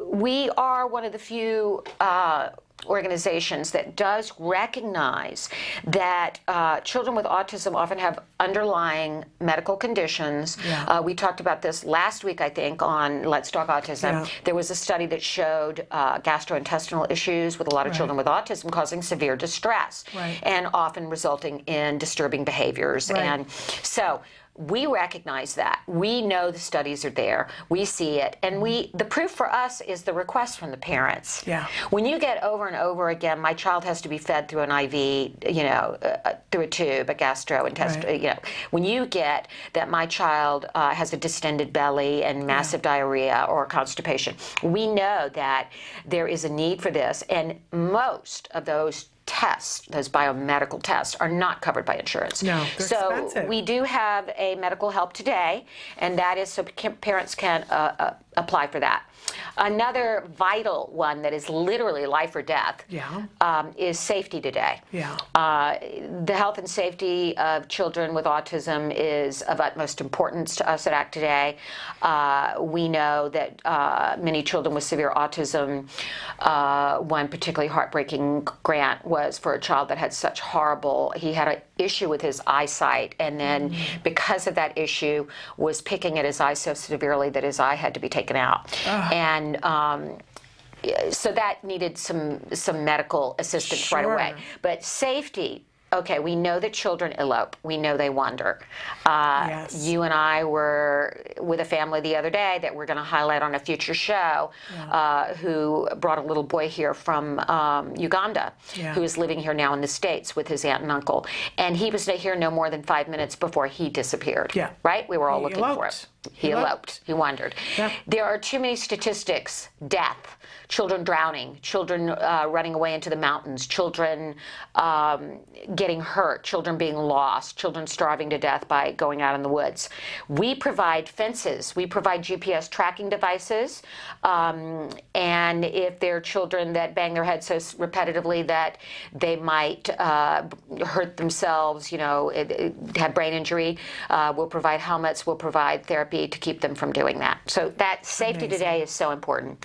ABA today, applied behavioral analysis. We do provide that. You know, it's very, very expensive, and we can help defray the cost of that. And we also provide grants for skills. Yes, absolutely. Which I think is brilliant. I think skills is one of the greatest programs to come out of this field, and we are strong supporters of skills, and we do provide grants for that. And everybody knows I'm a big fan of skills. Okay. Huge fan of skills. Active Day for Military Families, we talked about that, ongoing relocation, combat deployments, healthcare policy deficits. The military insurance only provides like a third of the recommended therapy. And then when a lot of the families leave the service, they are no longer entitled to it. It's a crime. It is a crime. It's a crime. It's I will go so far as to say that it's unconscionable. We have families that are fighting battles on two fronts, one to protect our country, one to get services for their children. It is the right thing to do to help these children. And recently a judge in court said that it was unconscionable that if somebody was not in active duty to not allow their child to be treated in the way that a child would be if they were in. He said it was unconscionable. He said it was unconscionable. So hopefully it's going to change. Yeah. Okay, next program is the Autism Film Program for military children. That is an additional component of our Active Day for Military Families. We did a camp this past summer down in San Diego. We had 30 kids, most of them military, but their siblings came too. Yes. And it resulted in them making a film, which we are going to highlight in a future episode of Let's Talk Autism. And Joey Travolta, wait till you see him in this film, Shannon. I can't wait. He is like the Pied Piper of kids with autism, and he is like a modern day. A lot of you out there may not remember Art Linkletter or Bill Cosby. Kids say the darndest thing. These kids are so amazing, and there were 3 groups of them divided up into age, and they made films, each of them, and the parents were so overwhelmed. And then the film premiered at the San Diego Film Festival a couple of weeks ago. So we're going to feature that. Now, we want to keep doing this. Our partner was Cox Communications, and they're down in the Southern California area. We want to do it next year. We need another partner. If there are any corporate people out there listening, call us. Okay. And all of these different areas, if somebody wants to do a fundraiser and you want to do it for one specific area, you can say that? You can absolutely do it. You can contact our office, info@act-today.org. You can call us, and we're going to give you that number, 818-705-1625, 818-705-1625. You can do a fundraiser for military families. You can do a fundraiser for safety. You can do a fundraiser for assisted technology, or you can just do a fundraiser and say, use it where you most need it. Absolutely. The other program that I'm very excited about is what we call Act Espanol. Yes. And we have had Gabriela Tessier, who is one of our board members. She is the spokesperson for Act Espanol. Yes. And when the numbers just came out recently, Shannon, it was projected that, well, first of all, the numbers were that the largest increase in the number of children with autism was in the Latino community. Largest increase. Wow. Yet they have a harder time accessing services than any other community. So it's projected in California that by 2030, 57% of the population under the age of 18 will be Latino, yet less than 20% of Latino children receive early education. And because autism is usually diagnosed between the ages of 3 and 5, many Latino children are not benefiting getting the early intervention because they're not even in preschools or kindergarten where a teacher might pick up on the signs. So we have a program, and we have materials materials that families can get. They can apply for grants, special grants. We have an intern, Alejandra, as I told you, our Act Espanol intern. She wears so many hats. Yes. And she will speak to families that call in if they don't speak English. And we are planning a major conference in the probably late spring of 2013, and we have Dr. Evelyn Garcia. You've had Dr. Evelyn on. She's wonderful. Okay. Dr. Evelyn is our consultant and our medical consultant, and so we have a lot of great people behind this, and we're growing the program. So, that's really I think I covered all of our programs. I hope I didn't leave anything out. It's really everything that you do. It's really amazing. But again, there are all these specific programs. But if you have a need for something in particular that doesn't fit in one of those areas, you can still apply for a grant. For you can that thing that still you apply need. for a grant. It may not fit. You know, it might be for an assistant's dog. That's something that I see didn't fit into this program, but you know, might fit into Safety Today because some dogs keep kids from eloping. So, you know, you can go to our website, act-today.org. Act hyphen, that's the middle thing, not the slash. act-today.org, and I wanted to show, or should we take a break? I think we should take a break and show and then show a couple of videos. I think let's take a break and show the Maybe Tomorrow video during our break. Great. This is our Act Today for Military Families. A friend of mine named Robin Thompson created a song. Robin was the lead singer of Bruce Springsteen's first band, Steel Mill, prolific singer-songwriter, and he did this song for us, which I think sums it up, and you'll see statistics and various things about it. So take a look. Take a look.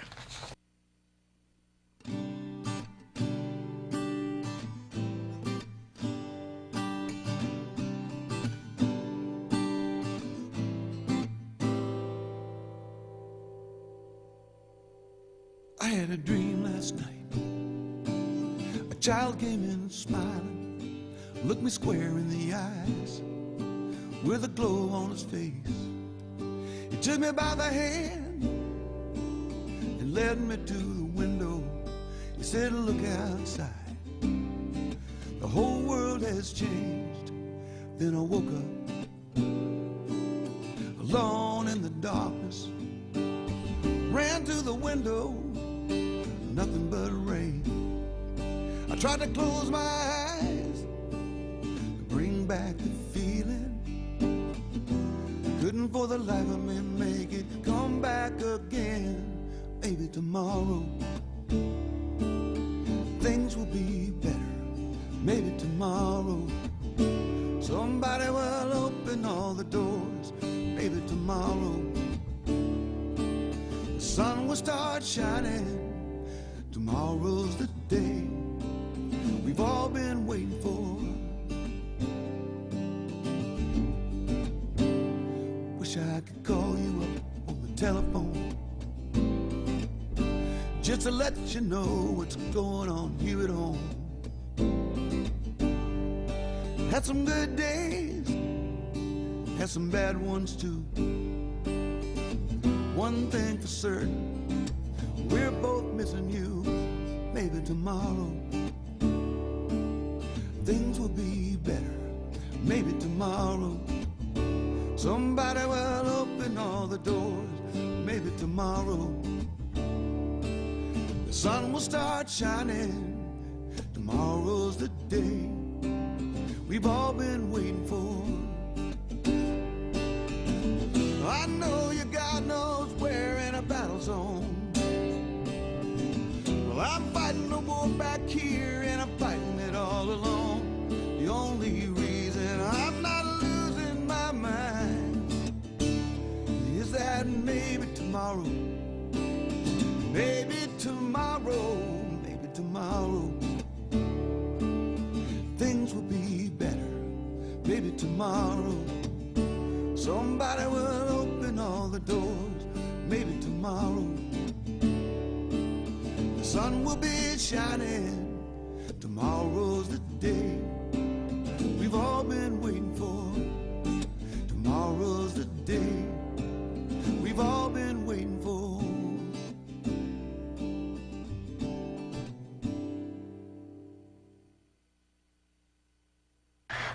that song gets to me in those beautiful. images. And that was written for Act Written Today. specifically for Act Today by an amazing musician named Robin Thompson, who's an award-winning songwriter musician. And I had heard a song he had done about the Chesapeake Bay for environmental purposes. And I called him. I saw him on Facebook. And after literally 30-some years of not knowing this guy, I called him up and said, would you do a song for us? And he said, absolutely. And he did. Love that. Absolutely. And you are shameless, and it's a wonderful thing. You know I'm shameless. I know you're shameless. I stalked Brian McKnight, the singer. Yes, and with good results. The gym, and got him to play at our Denim and Diamonds fundraiser, which we're going to talk about in a minute.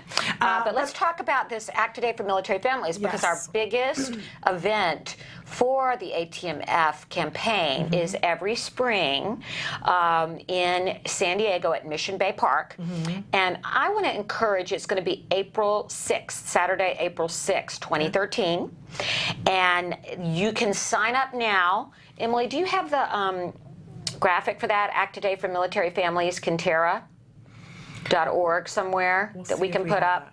Nope. Okay, okay, well, let me tell you where it is. It's registration at acttodayformilitaryfamilies.kintera.org. So that's all one word, acttodayformilitaryfamilies.kintera.org. And Kintera is spelled Kintera. Right. So you can sign up for this run. We have military families that come, but we have lots of families that come. Families with autism, families without autism, and we have a festival afterwards that is so much fun. And it's a very, there you go. There's Emily, you're so on it. I swear, you're so awesome. She's great. So the exceptional Emily, the amazing Amy. I always have come up with nicknames for these amazing girls that we have with us. Women we have working with us. That's right. So it's such a great day. And to see the Marines out there with their banners, a lot of good-looking guys, too, if you're a single woman.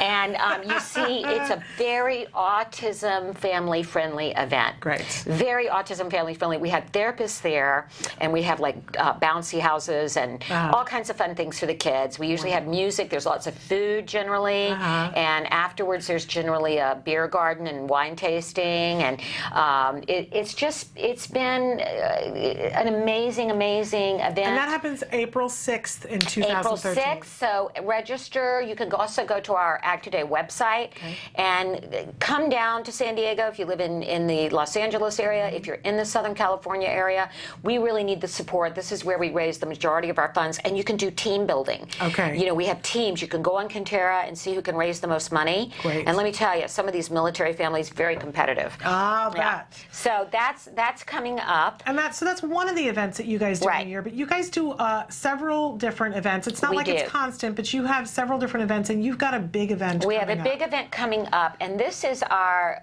largest fundraiser. Okay. The one that started in my backyard 7 years ago. Well, this year we have the 7th annual Denim and Diamonds for Autism, and we're honoring the amazing Joe Montagna, who did our Act Today for Military Families public service announcement. He hosts our golf tournament. You've met him. He's the dishiest, most wonderful man in the world. Dishy is the right word. He is a dishy. This is a guy, when I said to my husband, you know, I think I'm in love with Joe Montagna, he goes, I'm in love with Joe Montagna. There we go. So, anyway. The first time I interviewed him, he sat down next to me, and sometimes I open my mouth and my brain falls out. It just happens. And he sat down and I said, you're a very good-looking man. And he said, well, thank you. And he kind of like backed up a little bit. I said, oh, it's okay. My husband's standing right there watching. And my husband was grinning like a fool. And we were like, look at him. So let me tell you, there's nobody that is not in love with Joe Montagna. And Joe Montagna has two beautiful daughters. Joe and Arlene have two beautiful daughters, Mia and Gia. And Mia is on the autism spectrum. And Joe was one of the, he was really a pioneer as a celebrity in getting out in front of this and saying, look, I have a daughter with autism. These children, I'm lucky. I can provide for her. She may live with us for the rest of her life. She does amazing work, though, with Joey Travolta's Inclusion Films. But we're honoring him with the Activist Award, and Steve Malden, who's the general manager of KCBS in Los Angeles and KCAL. He has a daughter with autism, Stephanie. County, and he does an amazing resource fair every year. Which is wonderful. So these Stephanie's are such, Day. these are Stephanie's great Day, gentlemen. by the way, happens in Los Angeles and in Texas. So for our Texas viewers, there's a Stephanie's Day there, and that's Steve's daughter. Something everybody should get involved with. So the Denim and Diamonds, let's take a look at the one we did last year, and then we'll give you And the I have info to for this say, year. before we show this is a star-studded event. It is This star-studded. is Hollywood at its best. And but it's the a little- important thing is that you raise money to do those things that you just talked about. Out Yes, yes. So I love to look at what people are wearing and who's there and whatever, but the most important It's thing about is the treatment. The money gets raised in this way. It does. So it's win-win-win. Let's take a look at last year where we honored Tom Bergeron from Dancing with the Stars.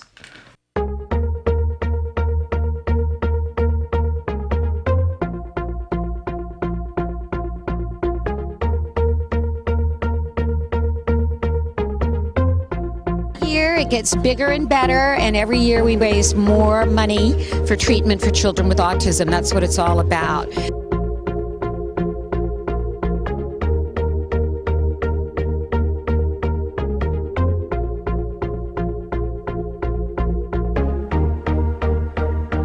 Truly, this is more than just a wonderful party. It looks incredible, but it is really an important event.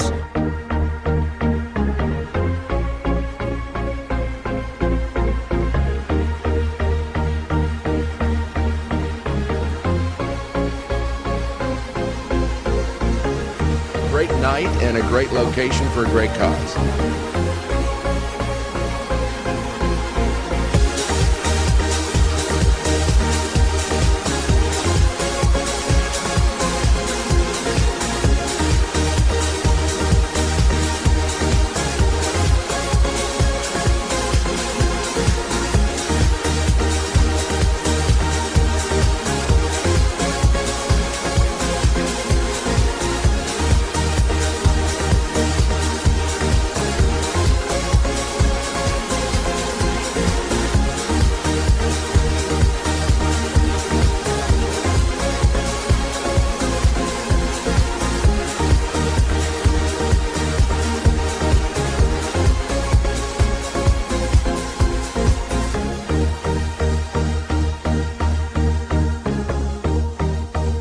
Kids that you'll be helping. I have $2,000 right here, looking for $2,200. $2,250 right there. Do you want to go $2,500?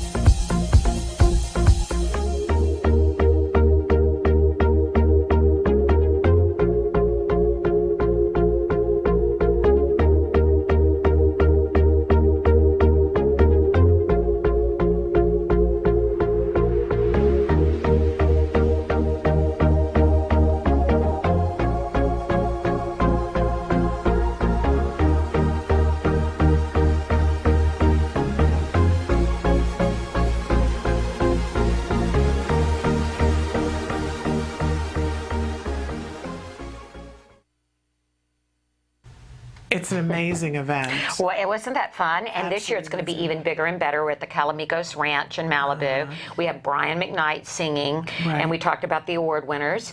And you can go to our website, or you can go to denimanddiamondsforautism.net. And that's all one word, denimanddiamondsforautism.net, if you're interested in buying tickets. And now we are joined by the amazing Amy Zhang. And you were talking about Amy earlier because she was saying you were the amazing Amy and telling us how you came to be working here. But we had talked about this yesterday, and we wanted you to come in because so often we talk about the grants and families write in and they ask questions about the grants, and I don't know the answers to them. So I thought, why not get it directly from the source, the person who handles things. So how often do you have grant phases where people can apply for a grant? We have 4 quarters every year where families can apply. The current cycle, we're in the 4th quarter right now, and the deadline is approaching. It is October 31st. Okay, so they could be applying for a grant right now. See, I didn't even know that. So they can go on our website, right, Amy? Yes, they can go to act-today.org. Okay. On the left hand, there'll be a tab called Apply for Assistance. And you can log on right there. It's all online. You can fill out the application, upload documents that are required. submit it. Okay. And if you don't have access to a computer, you can give us a call at the office, and we can mail a paper application. Give them the number, Amy. It is 818-705-1625. Okay, so this is the last time in this year, in 2012, that they can apply for a grant, though? Yes. It ends on October 31st, on Halloween? Yes. Okay, so they go in and they click on the thing and they download the form. They don't download, it's all online. No, they're doing it online. You'd already said that, sorry. And so what kinds of things, you know how sometimes when you have to fill something out and you have to have paperwork together to make it smoother? So if somebody was going to have respite or have their mother-in-law come over and watch the kids so they could fill out the form, what kinds of things do they have to have by the computer that they're going to need to reference? We will need them to upload a copy of their latest tax return. Okay. We'll need proof of diagnosis. And something from the provider stating the cost of what they're asking for. And that's just for the board to make sure that they're not requesting $2,000 for something that costs $700. Okay, so let's say that you've been thinking on your wish list that what you really want is for your child to get an official diagnosis, because you haven't yet done an official diagnosis. A full assessment. A full assessment, but you've got to have something that says that it appears that your child has autism. So whatever you do have, so it's not a thing where people need to run out and spend money to be able to do it. Whatever they do have, they should submit, right? Yes. Okay. Because we will cover full assessments to providers. We have done that. Okay. Where there has been indication from, a school, like a diagnosis from a school or a regional center. Yeah. Okay. So whatever it is that you have, I think this is really important to say. Whatever it is that you have, if it looks like you're holding a round peg and they're asking for a square, send it. It's not going to hurt anything. It doesn't cost you anything to apply. That's right. Okay. So they're starting to fill it out, and they've got to have the tax forms, and they've got to have the diagnosis.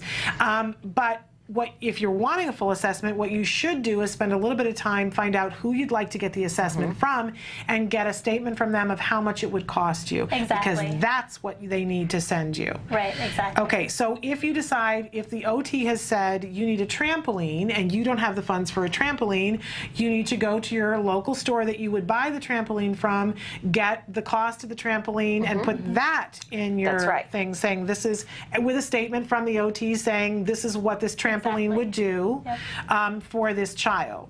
And you don't have to go to the store. You can go online to a sensory tools store that would sell that. And you can say, I'm buying this at, I'd like to buy it from Walmart or Target or a sensory store. This is their web address. This is what it retails for there. Okay. What else do they need to have? Do they write an essay? Because I've never applied for an Act Today grant. It's not an essay. We allow families 300 words to sort of talk about their personal situation. Something that we wouldn't be able to tell just from an annual income and where and I would guess that when you get these, that those 300 words are what tear your heart out. Oh, yeah. Yeah. We keep a box of Kleenex close by. We do. When we do our board meetings, and we have a grants committee now, and Dr. Doreen is on that committee, by the way. I want to point that out, that Dr. Doreen Grandpichet looks at every single grant. I think having one of the world's most renowned authorities on autism and autism behavior oversee every grant is that is a very important part of ACT Today, and I really want to point that out. And that these are professionals, parents, that really, they take a lot of time looking over these requests. We also have a new system that gives a point. Can you kind of explain that, Amy, how that works? Well, let's pause for 1 second, because once they fill out the grant and they send it in, what happens then? Do they get an immediate response back, or are they going to wait? They're going to wait. For this next deadline, if they get their grant in completely by the 31st, they will be notified by December 15th whether or not they've been approved for a grant. Okay, so don't expect to hear anything before December 15th. Now walk us through what happens from October 31st to December 15th so that families understand the process that you guys go through. Okay, typically we have about 500 applications each quarter, and a lot of families who are denied a grant, say in the third quarter, they are automatically forwarded to the fourth quarter. Okay. So if families you get applied 2 last time chances. and you didn't get it, you're going to be in the pool for this fourth quarter. Exactly. But that only happens in the third quarter. No, every quarter, if you are denied that quarter that you applied, You move get to the another next chance. quarter. To the next Okay. quarter. Yeah. Okay. All right. But if you apply for the first time in the fourth quarter, do you get moved to the next year? Yeah, you do. Okay. All right. So you get 4 chances, no matter what. Okay.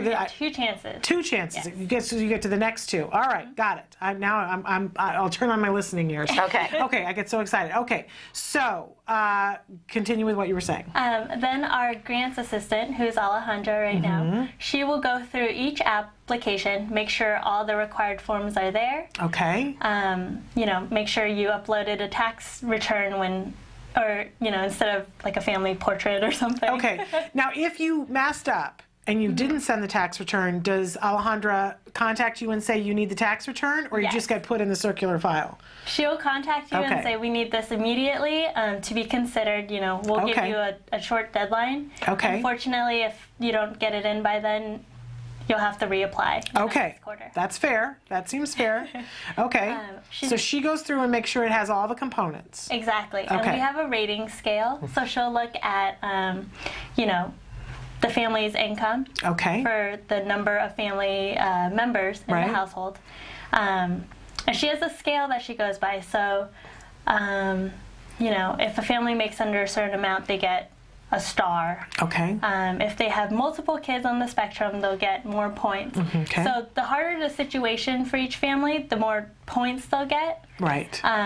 Although the board doesn't go just by the points. Okay. Right. But it is a way of looking to see where the most need is. It's a way to organize the grants, because we get a massive number of requests. Okay. Right. So what I think people need to know is that we're just not randomly doing this process. Right. It's not who you know. It's not, right. Absolutely not. Right. And this is also a situation where we had to get this software. We have to have staff like Amy and Alejandra to go through these things. Right. People say, well, where does the money go in addition to grants? This is where it goes, into the overhead of running an organization like this. Right, So, and I've told you that it's not an office equipment. no, it's, we're all packed in, and I usually have to work from home because there's nowhere for me to sit. We're almost at the end of the show, so I want to get to, then the board sits down and decides where to put the money. Before that, we have a grants committee. Okay. Several people on our board are on the grants committee. Okay. They get it in advance of the board meeting quarterly. Okay.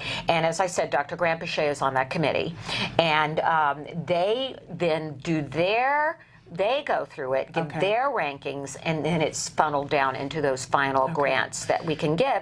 And then, of course, it's dependent on the money we have. Right. You can only do it based on the money you have. And we need more money every year. We cannot give enough, right, Amy? What is the hardest part of your job? It's saying no to the families. It's telling families, we don't have enough funds to help you this time. Okay.